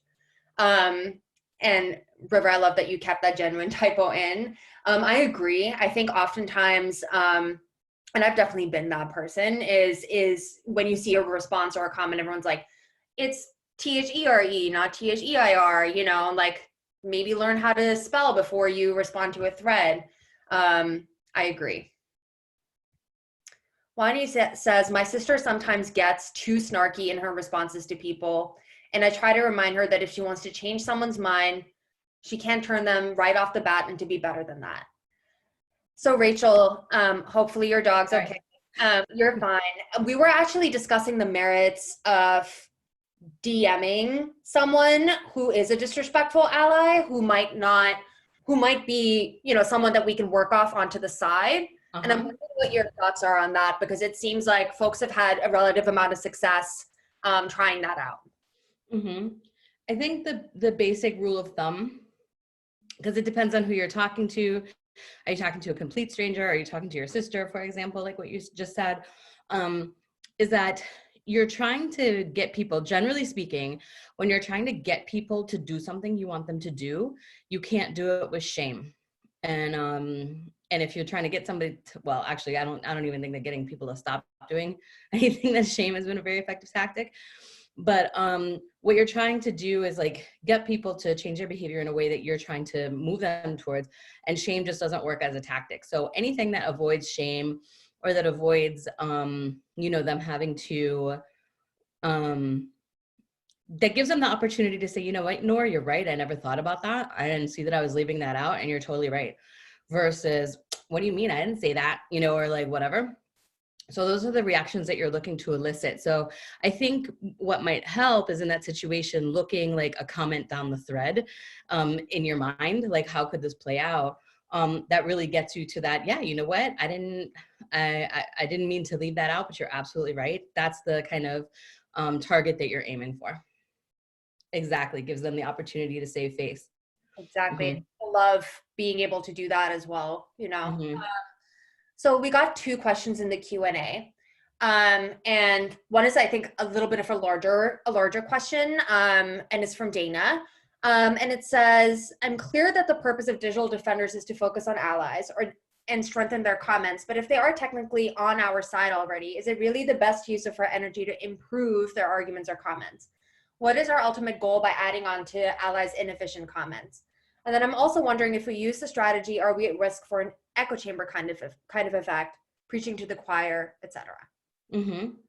So the theory of change around this is to, over time, work our way through the spectrum of allies. And so we're starting off with people that we mostly agree with, and that we're trying to make them more effective in order to scale or increase the number of people who are speaking on our behalf, on our talking points, using, you know, kind of the evidence that we are moving forward, and trying to do that in an organized way. So we are over time, we're going to be engaging then people who are only slightly aligned with us. And then when we have that base kind of assembled, the consolidated, the people who really agree with us and the people who only used to agree with us before we intervened and now really agree with us, then we start to attack, you know, the groups of the movable middle, and then the people who are leaning away from us, but who are not intractable on the topic. And so right now is about just getting enough people having enough conversations that are effective enough to actually begin to tip the scales, which we actually saw. So the last Digital Defenders cohort came out around the time of the Wisconsin primary, which, as you know, was very controversial because of the choice to have it in the middle of a coronavirus outbreak. And in fact, afterwards, they did find that a number of people contracted coronavirus as a result of their working the polls or going to the polls that day. So, you know, we sent folks 2 specific threads around that, around coronavirus, and we saw the increase in sentiment around our issues from like 2% to like 10% to like 15%. And so we know that if we can do that with 20 people, what could we do with 200 or 2,000 or 10,000? And so right now we're really about getting those numbers. Thanks, Rachel. And just one more question on this, on specifically to allies, is a follow-up from Noelle. It says, figuring out how many different kinds of wrong an alt-right post is, and then deciding which one and maybe only one that we're going to address. And again, addressing the allies' response on that thread, because readers can't take in too much new information at once. Correct. Mm-hmm. Yeah, I'd agree with that. And that's really, and so oftentimes it'll be like, you know, racism couched in sexism, couched in xenophobia, couched in whatever, right? And so the thing is that if you go on the thread, a little bit is what's the landscape? What are the comments about? So they could be like, you know what, okay, like awesome point, dude, but did you have to be racist when you say it? And you see that the article is about coronavirus, but the comments are about racism. Rock with where the comments are, because that's where the public discourse is happening. So a lot of times the comments are, you know, tangentially related to what the author wanted to talk about. So really focus on where the discourse is. That's your best bet. Right. And when we think through again at the template that we were looking at, right, we had a column where we were acknowledging the fear structure and using it as a way of analyzing what that thread was, but we weren't responding to the fear structure itself, but we were understanding it and using that to help us think through what our specific constructive addition would be. So acknowledging that it exists, but knowing that the response to it might not reflect that fear structure itself. And in some ways it might, and it is usually helpful for us to decenter that fear structure in how we're responding. And just so really quickly, Nora, someone didn't quite hear. So yes, if there's a Breitbart article talking about something and some kind of alt-right article that's talking about immigrants, but the conversation in the comments the discourse is really focused around coronavirus or something, then that's the topic to go on, because you don't want to be that one person who's off topic, because then for us, that's always how I know, that's a bot. You know, when someone is like and usually they'll respond a couple of times and it'll be like, why aren't you talking about this? Or why aren't you, there's a lot of like, anti-choice people who climb in our mentions all the time, and we'll be like, you know, happy like whatever day, you know, happy Arbor Day. And they'll be like, oh, I see you're taking another opportunity to avoid the topic of talking around whatever. And so it's one of the ways that I'm just like, oh, here you go. And I don't even take it seriously. I barely read past the first couple of words. So if you are on a different topic than what people are talking about, it can make it seem like you're a bot. It can make it seem like you're not reading the room. And just, if there's a lot of momentum around a conversation, it's like when you're getting into an argument when your family gets together and like your cousin comes in, it's like, does anyone want coffee? And everyone's like, da, da, da, da. We're talking, you know what I mean? You're just not going to get the traction you're looking for. So it's really about like, what are people talking about? What's moving people? And then how can you take that momentum of what's moving them and just shift it so that they're moving now into the way that you want them to move, you know, which is towards shared values and towards equality and justice. Thank you, Rachel. So I'm hoping we can tackle that third point here about age. We've been talking about it a little bit, especially when we had a pretty lengthy conversation around Instagram and YouTube users and sort of the difference between them yesterday. So I'm wondering if you can expand on that before we move on. Yeah, so there won't be a specific age range, but it's more likely that there are specific age ranges using specific platforms, if that makes sense. Generally speaking, Facebook is the oldest platform. I think Twitter is the second oldest. Instagram is the third, and I don't know if like TikTok and, Snapchat. I don't even know if Snapchat's a thing anymore, but TikTok and like the micro video sites are the youngest. So when you're thinking about like where to engage, it's not a hard and fast rule. There will be people of different ages engaging around different platforms. But it's just also important to kind of recognize where you're most comfortable so that someone, like me, 20 years out of college doesn't go to like the platform where 18-year-olds are and like, hey, gang, like what, you want to be able to speak in a way that's emotionally resonant. You want to speak about issues that matter to you. You want to speak about shared values and shared experience. And when you don't have as many of them, it's a harder bridge to build. So, when you're just kind of thinking about how we're engaging, it's just important to keep that in mind, but we're not changing the way that we engage based on that. Does that make sense? We got a good question. I think I can actually speak to this, Evan, about Nextdoor. Rachel, I don't know if you have Nextdoor as an apartment dweller in New York City, but I don't know if you do, but Evan's question is, I checked out my local Nextdoor community and I was shocked at the vitriol there. And Evan's saying in a decidedly progressive part of California. What are your experiences with this platform? What happens when the people online are your neighbors? Really good question, because now I know exactly who, like 3 doors down, is calling the cops on kids, right? Like that's sort of the ultra surveillance aspect of Nextdoor. And if folks aren't familiar with it, it's basically an online forum where you're basically like restricted to your neighborhood and your district, even though you can look at sort of like full city conversations. And the vitriol there is real. I mean, I think that, for instance, we had someone right down the street call the DC like regulatory authorities because a woman's garden was unkempt. And they thought that, it was messing up the vibe of the street. And this woman responded, and it was actually a beautiful organizing moment because she said, hey, like, number one, screw you. And number two, I've lived here for 60 years. And number three, I'm old, I'm a widow, and I don't have anyone to cut my grass. So what ended up happening is that the dude who called the complaint ended up cutting her grass. And it was a very victorious, like tiny window into how that platform can be used strategically. And I do think that the best way to respond is to like speak back to the history of the neighborhood, like really DM your immediate neighbors and introduce yourself and explain sort of who you are and what you do. And the third is that I'm actually seeing it being used in really efficient and radical, like truly radical ways right now with mutual aid networks where people are just actively checking in on folks around them. So I don't have anything more specific to say, except the best way to counter it is by offering what you can do instead as a neighbor or what you think neighborly values should be. And I've seen that, be used in relative success. Mm-hmm. There are a number of platforms that we're not talking about that I've heard of it, but you're right. As a renter and as a New York dweller, it's like, I'm just like, the less I know, the better, honestly.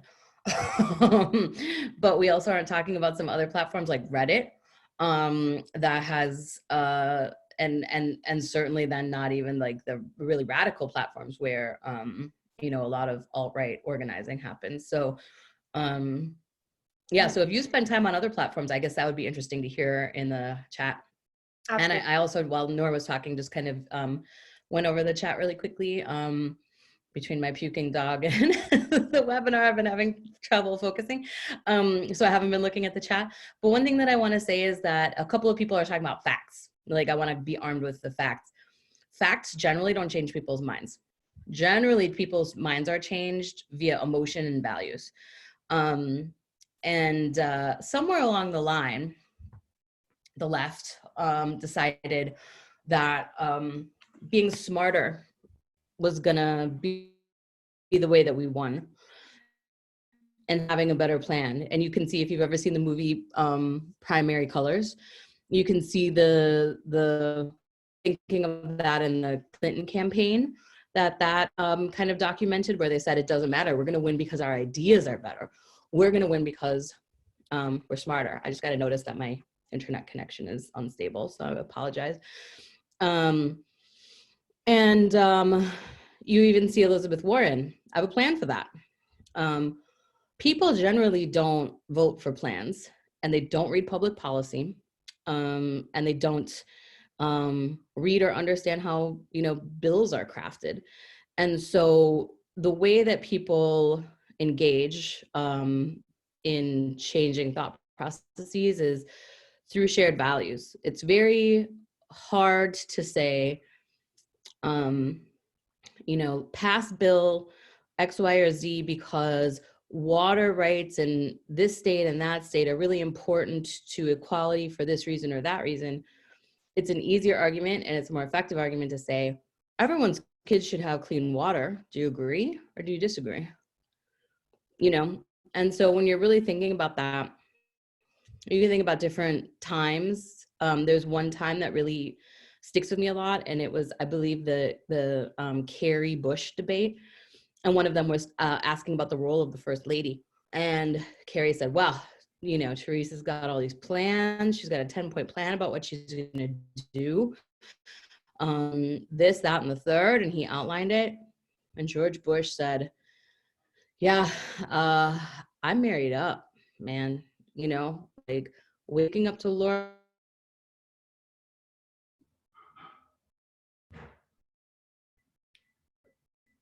Rachel, you froze up a little bit. I think maybe you can try turning your video off.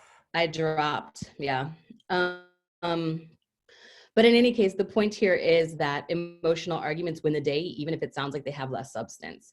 And a lot of times our side says things like, oh, this thing doesn't have substance, no one will ever agree and vote for them.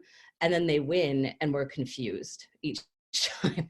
And so the lesson to really take forward here is, it's great to be armed with the facts because that helps you feel more confident, but the facts are not going to help you win an argument. You'll really have to make a values-based argument to do that. Thanks, Rachel. So I'm going to move us to the next slide, Akib. And if we could actually move, I think we're pretty solid on the conversation model, Rachel, because we spend a lot of time on it. So let's stick with once you post, because I do know that folks have had questions about, like, how far can you go? How far is it wise to go? And sort of like, how do you follow your gut on whether you want to keep this conversation going, move it to DM, et cetera, et cetera? I think once you post, to me, Noor actually said something in the last training that I felt like was very insightful, which was, are you arguing to be right? Or are you arguing to be understood and to understand? And I think that if it feels like you're arguing, and if it feels like you're not rowing in the same direction, it's not productive to continue to engage. I think, the positive ally, knows what they're doing.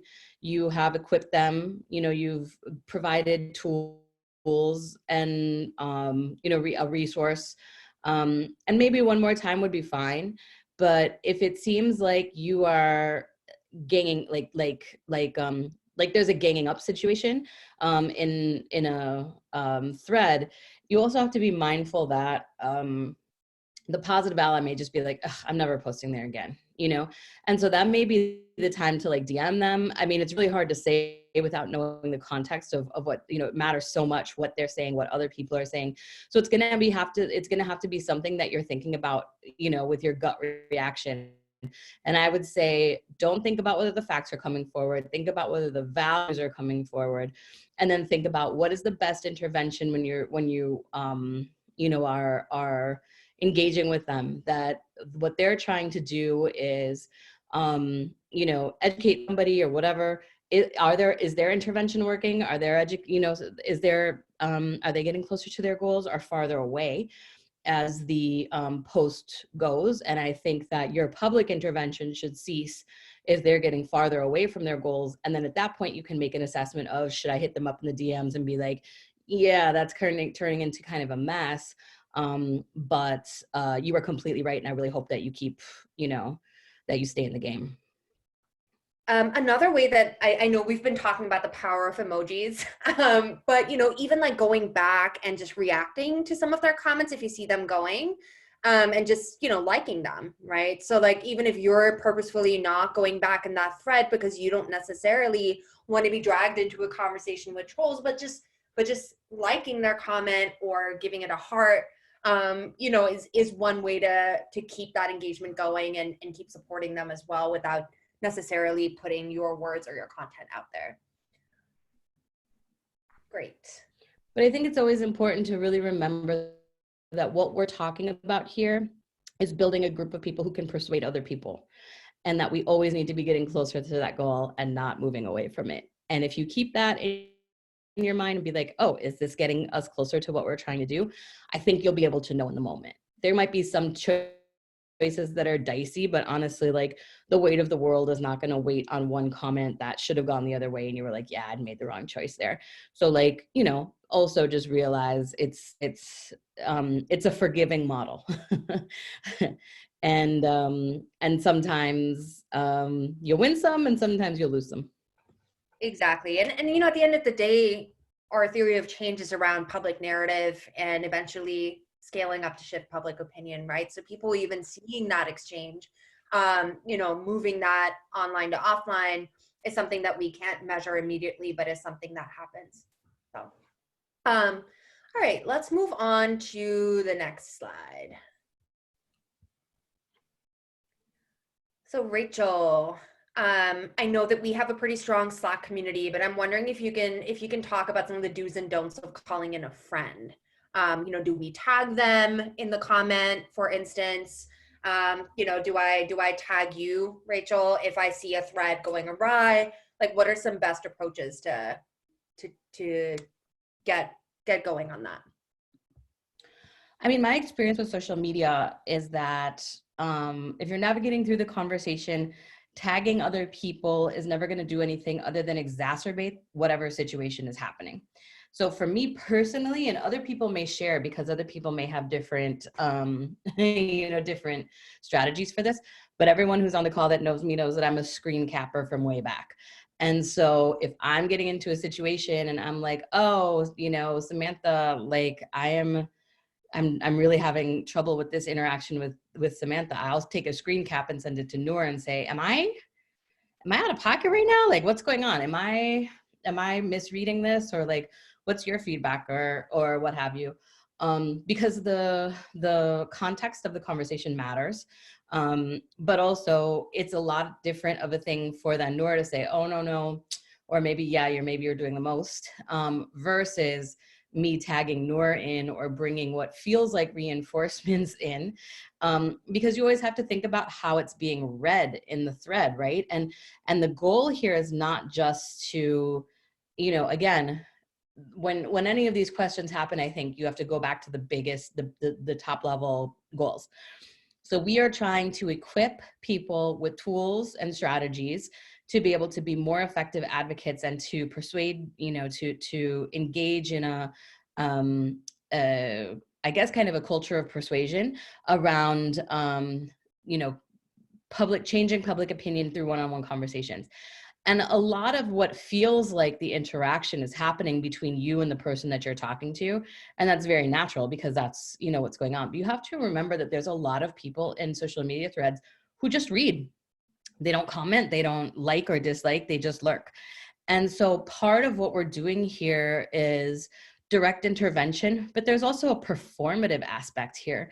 And I don't mean that the values are performative, but I mean that there's a performance happening always that people are watching. If I comment, do I get slammed? If I don't comment, do I evade? If I comment, do I get you know, support? Do I get community? Most people, you know, go online to feel a sense of connectivity and connection with other folks. And they don't want to do things that puts that at risk. Think about the, you know, the person who's married to a Trump supporter and just, we don't talk about politics in the house because we don't want to rock the boat, right? So those people are not necessarily people for whom their values don't matter, but they're people that are protecting a thing. And we all protect things. We all have certain things that we don't want to risk and that we've made trade-offs to protect, right? And so there are people who are on those threads who, you know, are watching conversations and who are silent and who are being kind of affected by those things. So the idea of jumping Norin or, you know, that's why you want to have your interactions, you know, kind of really monitored against, you know, are we getting closer to our goals or farther away? Because there is a silent but significant group of people who are watching to see how this turns out to decide how they are going to behave in the future. And that can feel very nebulous. So what I would say is the way to get help is take a screen cap, send the link. You can send the link of the thread to people, get on Slack, comment, whether that's in the group, whether that's in a one-on-one with somebody that you've created rapport with, whatever, to get feedback. And then you can go back to the conversation and move it forward or not. Agreed. Use Slack, DM me, DM other folks. Definitely agree with Rachel on the screen cap question. I think it's easy to see a full picture of like literally of the entire context of the conversation. So use that function, but use Slack, rely on us, you know, rely on each other. And also, like, if you, you know, feel as though you need to take a break or need somebody else to give you some advice, that's exactly what it's for. So one other question that we had from Christine is, can we clarify if sad, mad reaction actually lets less people see something? I thought any reaction boosts it to the Facebook algorithm. You know, that's a good question. I don't actually know the answer to that question. And we can run that down and get an answer. But I would also just say that that while that's that we definitely need clarity on that should be a secondary kind of outcome, because the first outcome is really about creating a values-based connection that can be bolstered by the emoji, but it's not going to be achieved by it. Mm-hmm. But we will definitely run that down from a technical aspect, because it can be a good connection, like a good booster, you know.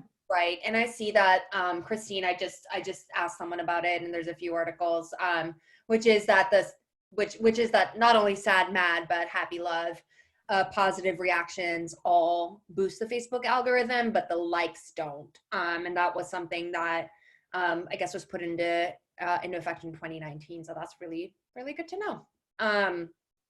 So let's move on to the next slide.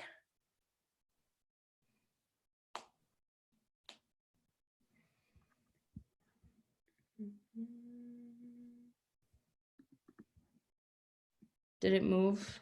It did not, but I know I can see it keeps cursor. So we have had a lot of questions around this, is which sources do I use? And I was hoping that we could actually hear from the full group on some of the sources that they and their peers rely on. But also we had another question come up in the Q&A around how do you gently tell people, or maybe not so gently, that their resources are not credible when we are talking to the positive ally. So would you like to answer that question first, or should we have people present out? Like someone's posting, like a podcaster. Right. If someone's posting something that you know is unreliable, but they're a positive ally that you want to shift, what's the best? I haven't thought about that question before. I think I would probably say, you know, in addition to citizen media, like you posted, here's some national news that confirms this as well. I like that. So saying, hey, in addition to what you posted, or here's another website that talks about this in more depth or something of that variety. Mm-hmm. Great. Or you could make a distinction. You could either do kind of like citizen journalism versus like journalism, or you could make a distinction between, in addition to opinion pieces, here's an investigative journalism, piece. All right, folks. So please raise your hand if you can talk to us about the sources that you and your peers rely on.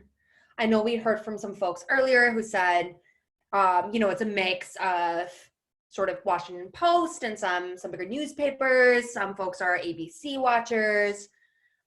So I am gonna have Christina. I'm gonna have you go first, then Kat, then Victoria, and then Susan. So Christina, I am unmuting you now. Actually, I have to promote you to panelist. Hold up just a second. Here you are. Nice. There we go. Okay. Can everybody hear me? Yes, we can. Awesome. So I actually rely on, ironically, podcasts. In particular, the New York Times has a podcast called The Daily, which they put out every weekday, and it is very well sourced. They correct things when they get them wrong. They do tend to, because it's a 20-minute podcast, you don't get a whole lot of material. They tend to focus on like what's the big issue that day. But I round it out with other things like other NPR podcasts. And so that's kind of where I get a lot of my stuff. Thank you, Christina. And I'm seeing a few folks actually reiterate that same sentiment, that NPR, CNN, MSNBC, and podcasts generally. I'm not a podcast person, but I heard The Daily is a really good download, which is useful. And then Catherine also said Up First by NPR is also a short daily news podcast that I love. And then hearing a few other folks talk about Huffington Post, Vox, and Beth also says HuffPost. Cool. All right. So I am going to move you back, and let's hear from Kat. Kat, I am unmuting you now. Go for it. All right. So I like a lot of the mainstream ones as well, like New York Times, Washington Post. And then, as you can probably tell, I'm really interested in climate policy. So even though facts are not the most effective use in these circles, I find that I like Scientific American and National Geographic a lot for researching facts in conversations. Nice. Thank you. And good to know you are you're someone who's into climate policy. I think that'll be really helpful for us as we begin to sort of intervene in those conversations. Thank you. All right. I am going to unmute you, Victoria. So you should be unmuted now. Hi. I agree with mainstream media, New York Times, Washington Post. I also like to go across the pond and look at The Guardian and BBC and listen to BBC News. I also like to go to organizations that are specialists in an area. Like today I looked at CDC and sent something in response to somebody's post that they had published. You can do this anywhere, right? We could come to Women's March now and use them for a resource as well. Thanks, Victoria. I agree. I think especially as I have been, intervening in conversations around COVID, for instance, I find that a lot of people in my networks are more responsive if I, respond with CDC guidelines as opposed to an article, because at least, regardless of how government agencies are performing right now, they take the CDC with a little bit more authority. So I'm gonna unmute you, Susan, and then I'm gonna turn to you, River. So you should be able to speak now, Susan. Thank you very much, Nora. Y'all can hear me? Yes, we can. Perfect. Quick promo. Please go buy my book, Four-Way Feminist, A Decade About, available at Amazon. You're going to like it. Hard work writing it. And mainstream media, I'm with them all the way. Never goes out of style. I definitely look at Washington Post and the New York Times as well from time to time. As for TV-wise, I usually rely with ABC News and CNN. And for newspaper, I use Metro. It's like the only free newspaper you can get in Philadelphia. Highly recommend it, 100%. Thank you, Susan. Appreciate it. River, I am unmuting you now. Hello, am I coming through all right? Yep, we hear you well.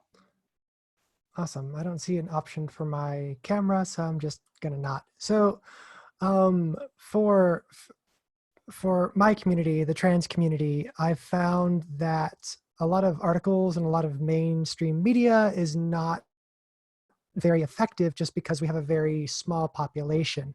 We're about 1 in 1,000 people are trans, and so there's not a good body of evidence. So I like to rely on one-to-one interviews, short or long autobios, and things like that to really emphasize the stories of trans people, because those stories are so much more impactful than data about us. I should also note that some of the studies on trans people can be very creepy and very weird and very invasive, and sort of brings up like, what is the biological underpinning for being trans, which is not something that we are ready to discuss as a global population, at least in my opinion.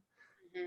Thanks for bringing that up, River. And agreed that science in itself is skewed when we talk about trans people, right? And the way that sort of what we were discussing yesterday in terms of like biological essentialism and how it would show up in some things that we take as data or studies, right? Or like what we see as real science. And I'm wondering if you could bump up against some of the Twitter accounts and blogs that you mentioned yesterday. I have them noted down, but if you could just mention that here to the full group as well. Sure. So some great people that I follow are Callie Wright, who does the podcast Queersplaining. That's their full-time job right now, which is exciting and scary. There's also M. Woodstock. You might find some of their stuff under their old name, Molly Woodstock. They're kind of in a transitional state with their name, but their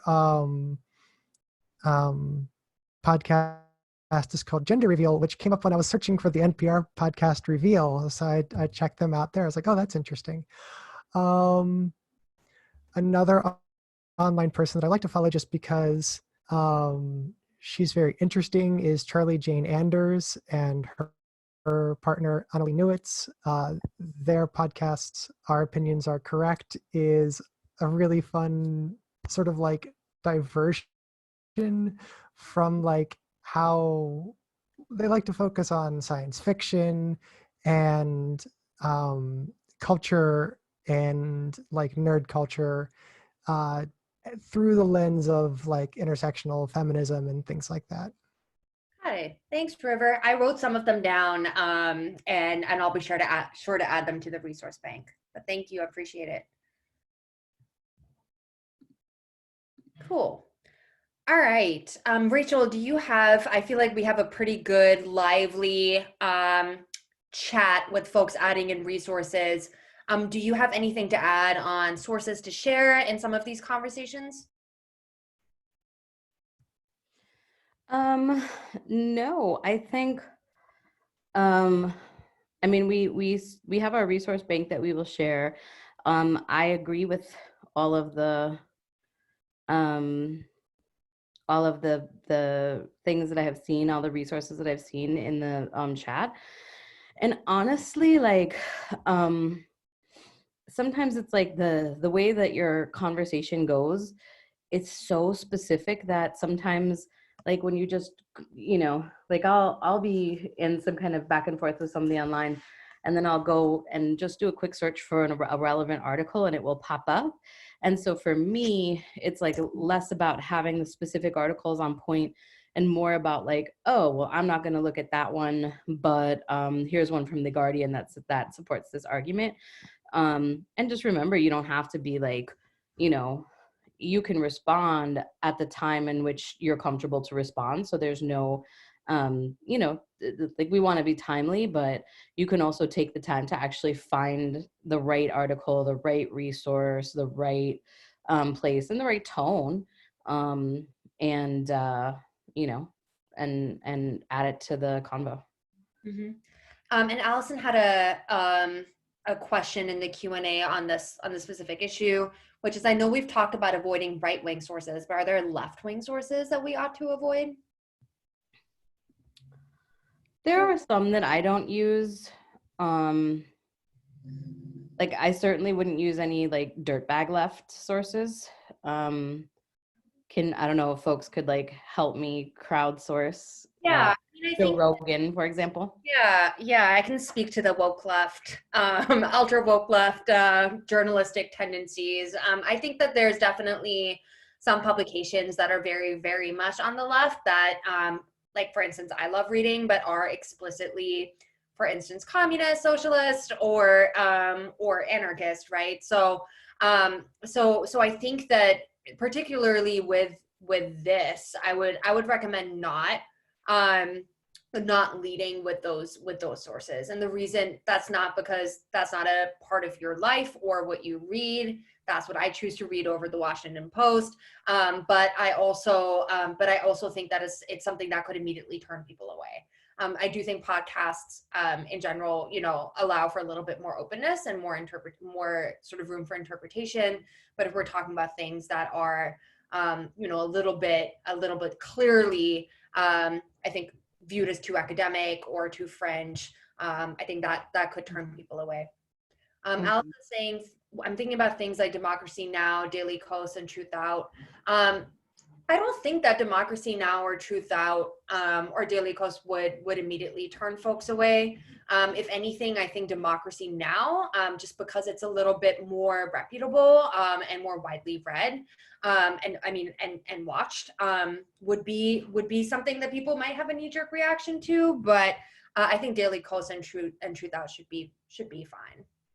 I think that there are some outlets that are, I read in the chat that some of you like Young Turks, some of their reporters have had a lot of issues with misogyny and sexist language. So it's like, that's just a thing to like keep your eye on. And I don't remember their names to tell you the truth. So you'd have to like kind of Google that. Jacobin, for example, the journal is very associated with the Bernie campaign. So they're reputable, but people may have associations with them that you can't control. And I would say the same thing of CAP, the organization, Center for American Progress, Noor? Mm-hmm, that's Near right. Tandon, that was very in the tank for Hillary in 2016 and is kind of viewed as that there's a lens on the things that they say as a result. Mm-hmm. And then Alyssa also brought up a good question about sort of Bezos and the Washington Post and Amazon and sort of all the ways that all of that is coming together and that unfortunate confluence, right? I think in ways, in something that I appreciate doing is looking at like what your local subsidiary is for a news station. So like a CBS local, if I can find a clip to that from an anchor that, I know reports on DC, I would much rather link to that than I would to sort of the overall news station.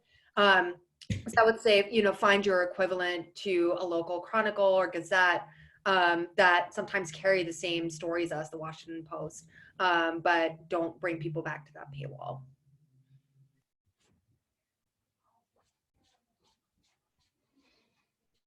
Great. All right. So just so folks know, As well, on the resource bank, we have a little fact checking section, and we can keep building to it. So as you, as you see sort of websites or software that you use to weed out, facts from misinformation, feel free to send them along, so we can keep it growing. All right, let's move on to the next slide. So Rachel, I was hoping you could speak to us a little bit about how to show up as a digital defender and as a full human being online while also participating in the program.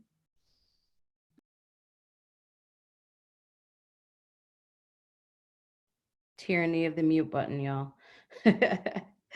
I think it's really important just to stay in your values and to stay in your voice and your story. And I think you want to, there are things that you can share that feel personal because they're rooted in values that actually aren't personal at all. So I think that you can say like, growing up, growing up the first time that I ever voted, I was 4 years old. My grandfather took me to go vote and I pulled, the lever, and I remember, moving the curtain closed and things like that. And we all may not be here for this, for the same reasons. We all may not care about voting for the same reasons, but for me, it's about honoring the struggle of the people that came before us to fight for the rights that we have, and that it's our mantle to pick up. And it's not just our right, it's our duty to vote. And so that's why I'm asking you to vote today. So I just used a little framework there that shares a little vignette about my life, about my, relationship with my grandfather or when I first voted. That really gives you no personal information about me, but probably sets up a rapport, to now you're imagining 4-year-old Rachel, like standing on the, in the inside of the booth, like actually standing on the table, like waiting, like whatever that looked like in your head. So I think finding your voice and the way to express your values authentically, but also, in a way where you're friendly with these folks, but you're also not friends. So you don't want to lose that boundary, and you don't want to kind of drop that role that you're in that allows you to keep a professional kind of distance so that you're not emotionally pulled in, so that you're not personally attacked, any of those things. So I think that those are the things to really be, thinking about. And then also just to remember you're on social media, and, you should use your own handles unless you don't, feel comfortable doing so for some reason. And so that means that you're just operating in the same way that you've been operating. If there's someone who's being abusive, report them, block them. You shouldn't really operate on social media any differently because you are working with Digital Defender's tools and you're a digital defender. And so you shouldn't say like, as a digital defender, I'm saying this and that. It's really just about digital defending is just kind of like, you have a different set of tools now and a different way to engage. But you should be like kind of engaging on social media in the same way that you always have been, now with just different tools. And at a micro level, that's also what you're doing and helping to facilitate for others. Does that make sense? Yes, it does. And just to add to that, folks, we're excited that we're digital defenders once you graduate from this, but I'm sure you all know this already. As much as I would want to put that in my bio or have you put that in your bio, that might turn folks away right at the first engagement if they see that you're part of a program or are associated with a movement. So hold back from adding that information just so that we can preserve the integrity of this program. But do tell your friends so they can become digital defenders too. But we're not going to put it in the About Me section. Okay, great. All right, let's move to the next one. So I know we talked about Slack a lot, but Rachel, can you talk about sort of like the aging out of a post and when we should not engage with an old thread? Yeah,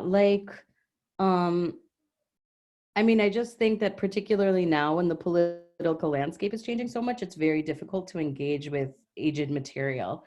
2 months ago, was it 2 months ago?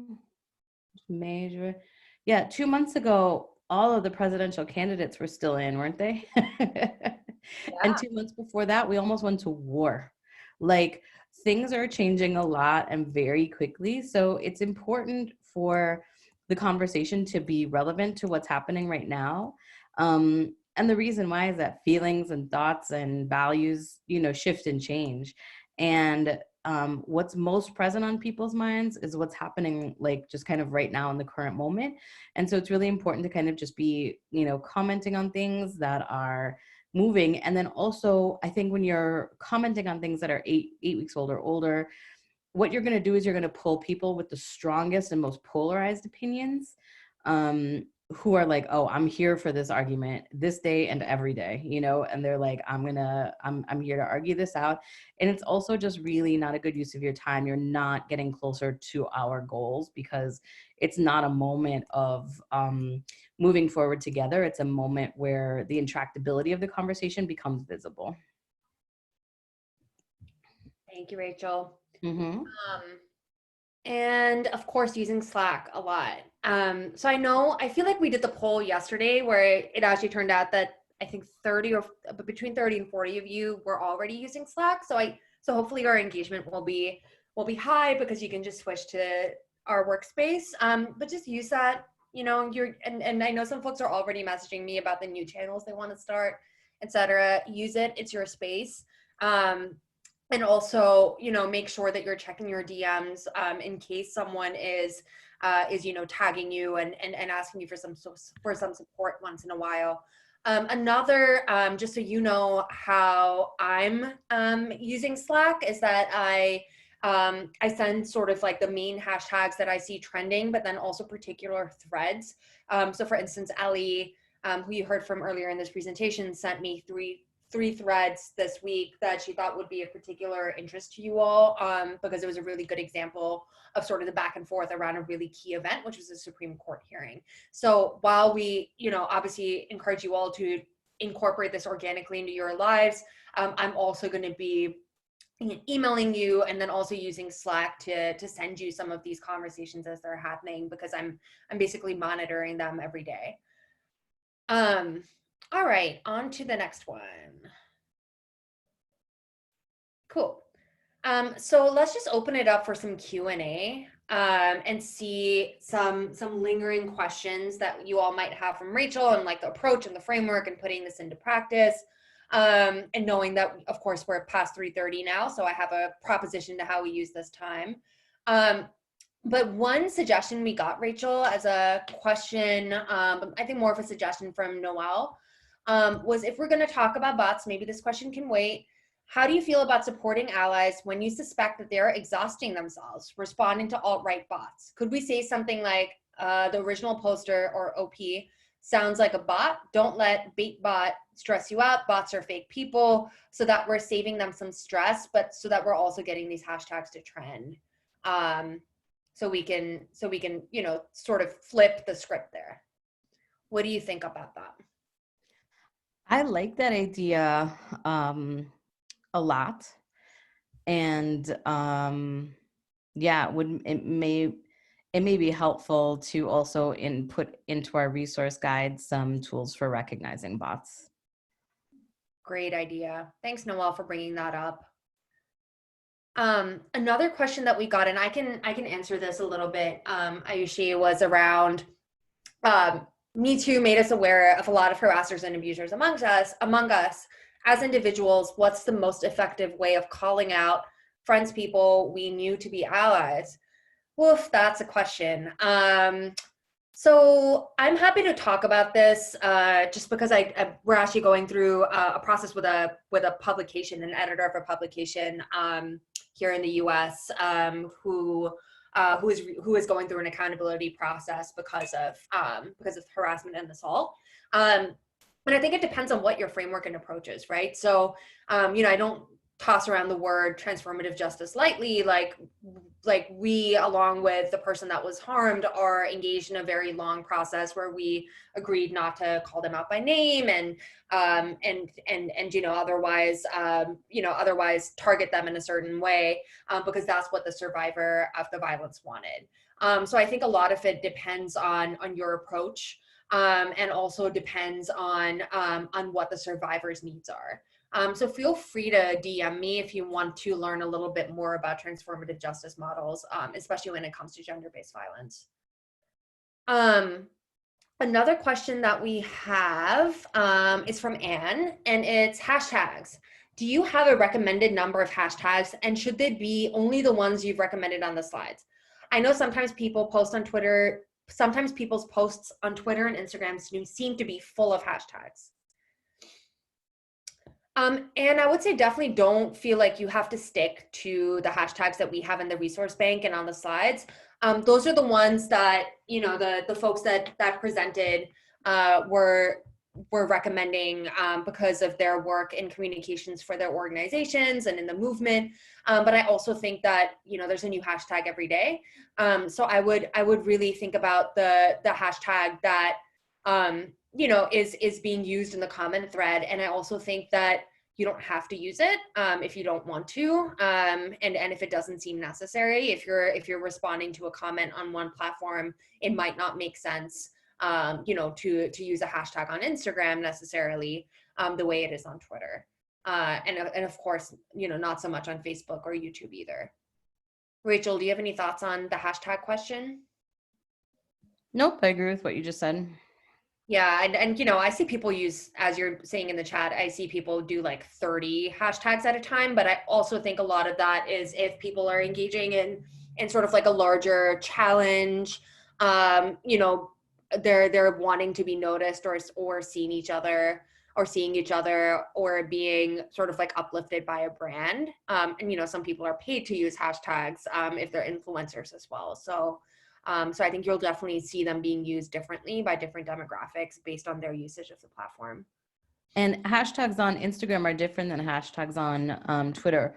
So on Instagram, you can follow hashtags, and then anybody that posts under that hashtag will show up on your timeline, versus Twitter, where you can follow, like you can click on the hashtag, but you can't really follow it like that. Exactly. So hashtags on Instagram are a little bit more permanent. Mm-hmm. And I know I feel like we discussed this briefly yesterday, maybe as a question is on like how to follow conversations on Twitter. And I had mentioned that my primary way of doing that is by, you know, pinning specific threads that I want to come back to, but then also having an author list. When I know that, you know, I can rely on, for instance, Roxane Gay to always talk about XYZ and is also someone whose sources I use, then that's someone who I'll add to my, you know, my author list on the topic.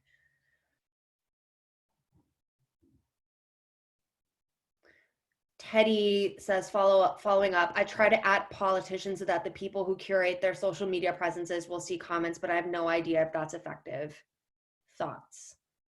I think, Teddy, it depends on the context, right? I think when we're talking about digital defenders work, it's unlikely that you're going to be, you know, responding to politicians, but instead you're engaging very directly with the positive ally. So I'm not sure that that's something I would recommend doing for these conversations specifically, but I also think for overall, you know, you absolutely should.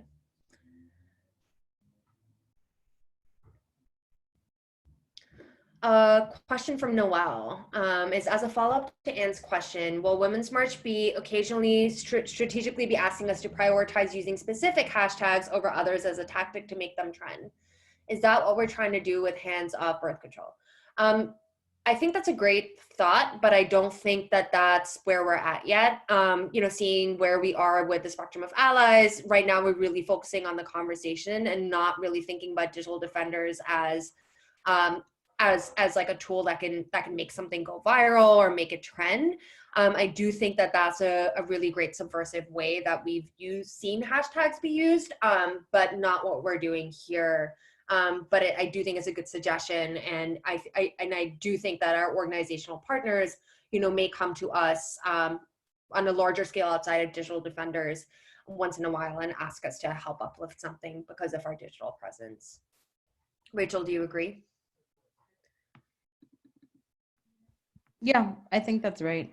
I think, you know, part of this is that we may not know because we're still building digital defenders out.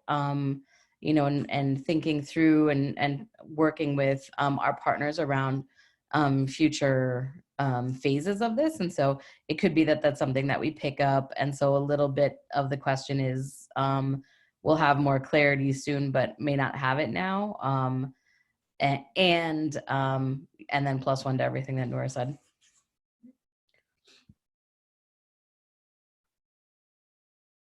Great. Yep. And agreed, Teddy. Like on the tagging politicians front, I think if you're doing a petition, if you're doing a targeted ask at a politician at them or at any target that's part of a campaign, or honestly anyone you're mad at that is a person in power, right? I would definitely recommend doing that. But I wouldn't recommend doing that for this, just because you're having a pretty targeted conversation with, you know, with someone who you're trying to help out. So Noelle, in response to your initial question about whether that's what we're doing with hands-off birth control. So what I wanted for us to do is to practice, but I actually am getting quite a few DMs from folks saying that they have to hop off soon. So here's my suggestion, is that hashtag hands-off BC, hands-off birth control, is a hashtag that we saw really take off this week. And the reason that it took off is because the Supreme Court was pursuing a case around access to birth control. And it was a conversation that really sort of shook the internet. You know, I was seeing, you know, people engage in interesting visual actions. I was seeing op-eds. I was seeing, you know, nuns stationed outside the Supreme Court calling for access to birth control. And then we were also seeing a lot of really vile propaganda and misinformation. And in the way we were seeing a lot of ineffective responses from allies, right? When we go back to Ellie's slide and really see, you know, her template for some of the ways that we could talk about birth control, or even talk about abortions, or talk about any reproductive health as part of a larger frame of healthcare that everyone is entitled to. We're seeing a lot of that frame actually missing with this hashtag. And Ellie brought this up because she was interested in seeing, you know, what it would look like for folks to engage with this specifically. So what I would love to do is to actually just post a few different threads in you know, in the chat, and ask you all to go and explore them for a little bit, and see, you know, what some of the things are that you're picking up on. And I'm already told that, of course, I missed one very vital word in this, which is hands off my birth control. So Keeb, if you wouldn't mind actually just changing that in the slide, just pausing and adding a my in between hands off and BC. Thank you. I don't want anyone to go onto the wrong hashtag. So I would love if folks spent some time going onto Instagram, going onto YouTube, going onto Twitter, and seeing what the hashtag hands off my birth control. Thank you, Akeed, for that very slick transition. What that brings up for you. In particular, there's a few different threads that I'm going to paste into the chat that are Twitter specific, but I think exemplary of some of the conversations that we're seeing. So hold up just a moment as I paste those in. And I would love if we just used Slack as a way to really think through how we can help each other in this moment, but also the ways that you could be responding. So I'm going to just paste these into the chat right here. These are the titles of the tweet, and then I'm also going to post them in Slack, okay? So hold on just a second.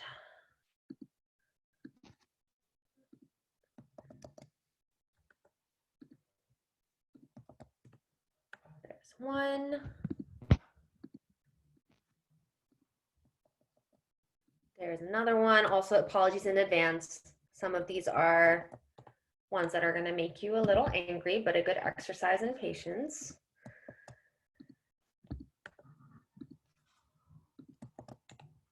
And I'll also post these in the Slack repro channel, so that you can get to practicing them, and then we can use that channel to workshop some of the things that you tried and some of the things you saw other folks doing. So in the meantime, Akib, could you also go on to the next slide? So just to debrief, we're not going to come back here. We're going to finish up this training, and then we're going to practice and report back on Slack. So you will not need to call back in. So the first thing is, I think almost everyone, again, as I mentioned earlier, before we started this training, I think I had 6 agreements that were missing. And my guess is that most of those folks submitted their agreements while we were in this training. But I put in the bit.ly of the volunteer agreement. If you could just submit it immediately after this call, then I can get you on the Slack so we can practice together. The second is, you have already received an invite if you attended yesterday's training, and also if you had submitted your agreement. If you don't have one and you did do both, just feel free to email me, and that's at digitaldefenders@womensmarch.com, and I'll put that in the chat as well. And then also just wanted to let you all know, we're going to do a practice session next weekend. We're going to keep it short, but I want us to be able to come back together and maybe workshop some conversations that you all have been having. You don't have to come, armed with 30 threads or 30 screenshots, but I would love if we could at least have one conversation each that we could workshop and collaborate on together. So before I close out that point on the third, bullet point around a practice session, I just wanted to get a show of hands if that's something folks actually want to do. Yay. Okay, amazing. Love it. Okay, so I have about 20 people that are interested in doing that, and then knowing that Slack is another place where we will keep on practicing. So at this point, our marching orders are, we are going to submit the agreement if we haven't already. We're going to let me know if you've done both and you have not received a Slack invite by emailing me at digitaldefenders@womensmarch.com. And then I will send you all an invite to the practice session next weekend. And in the meantime, I have posted a few examples of some conversations that have been signaled to me and to Digital Defenders as useful for us to engage positive allies in. And I will post these 3 links in the repro channel on Slack as well. And let's use that space to practice, bounce ideas, and collaborate together before meeting again next weekend for those that can make it, okay? Rachel, any parting words for folks? No, just thank you for signing up and getting this training and investing. I know that it feels like, one-on-one interactions, can be like, okay, but it's like one-on-one, but I have seen personally in our country has had significant policy change over the last, in recent history on techniques just like this. And so while it could feel like, oh, well, I'm just engaging in one-on-one conversations or frustrating, there's no just about it. Like, this is acts like this and work like this is what social justice movements are actually powered by.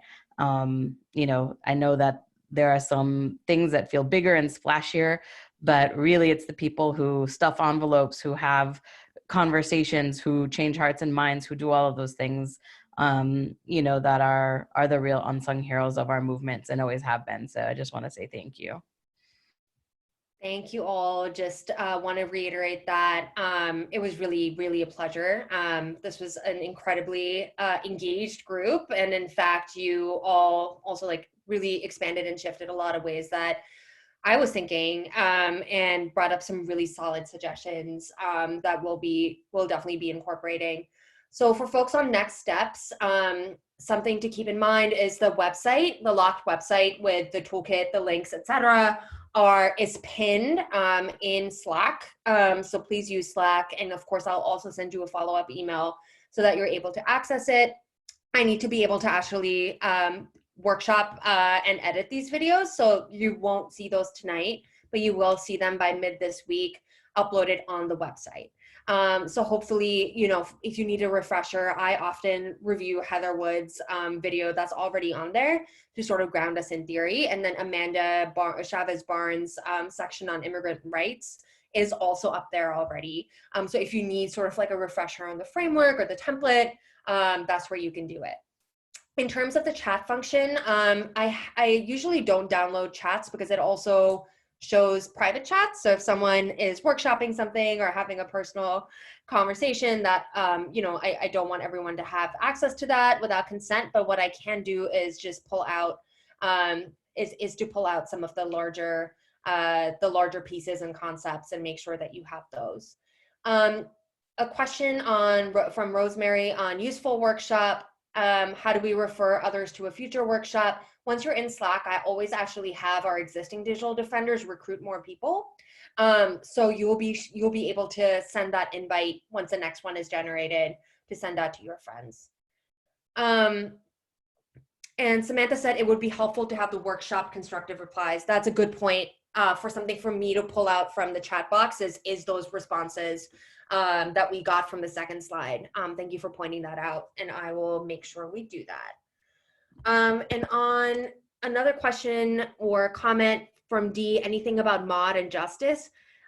Yes, thinking about all the people that you know, are posting about that, you know, the atrocity, and thinking about how to support Black Lives Matter and all of those networks that have been mobilizing for so many years, only to face another tragedy. I think that you know, if folks want to use their training expertise now to uplift other organizers and uplift their work and feel comfortable putting that to use, please do. And I think that a lot of the conversation around policing is happening online right now. You know, people can't take to the streets. So if you see a conversation to engage in, I really hope you can. And another point that I wanted to make is that there are also two women that were killed by police just this past week. And I will post the names and links to that as well, as we see folks asking for you know, for more conversation on their cases as well. So please do use what you have learned here to continue saying that Black Lives Matter and believing it and fighting white supremacy in our lives. Great. And again, go over to Slack, hands off my BC, and we'll take it from there, okay? All right. Thank you all so much. I will see you back on the internet. Feel free to email me if anything comes up. I appreciate you and thank you so much. Bye, everyone.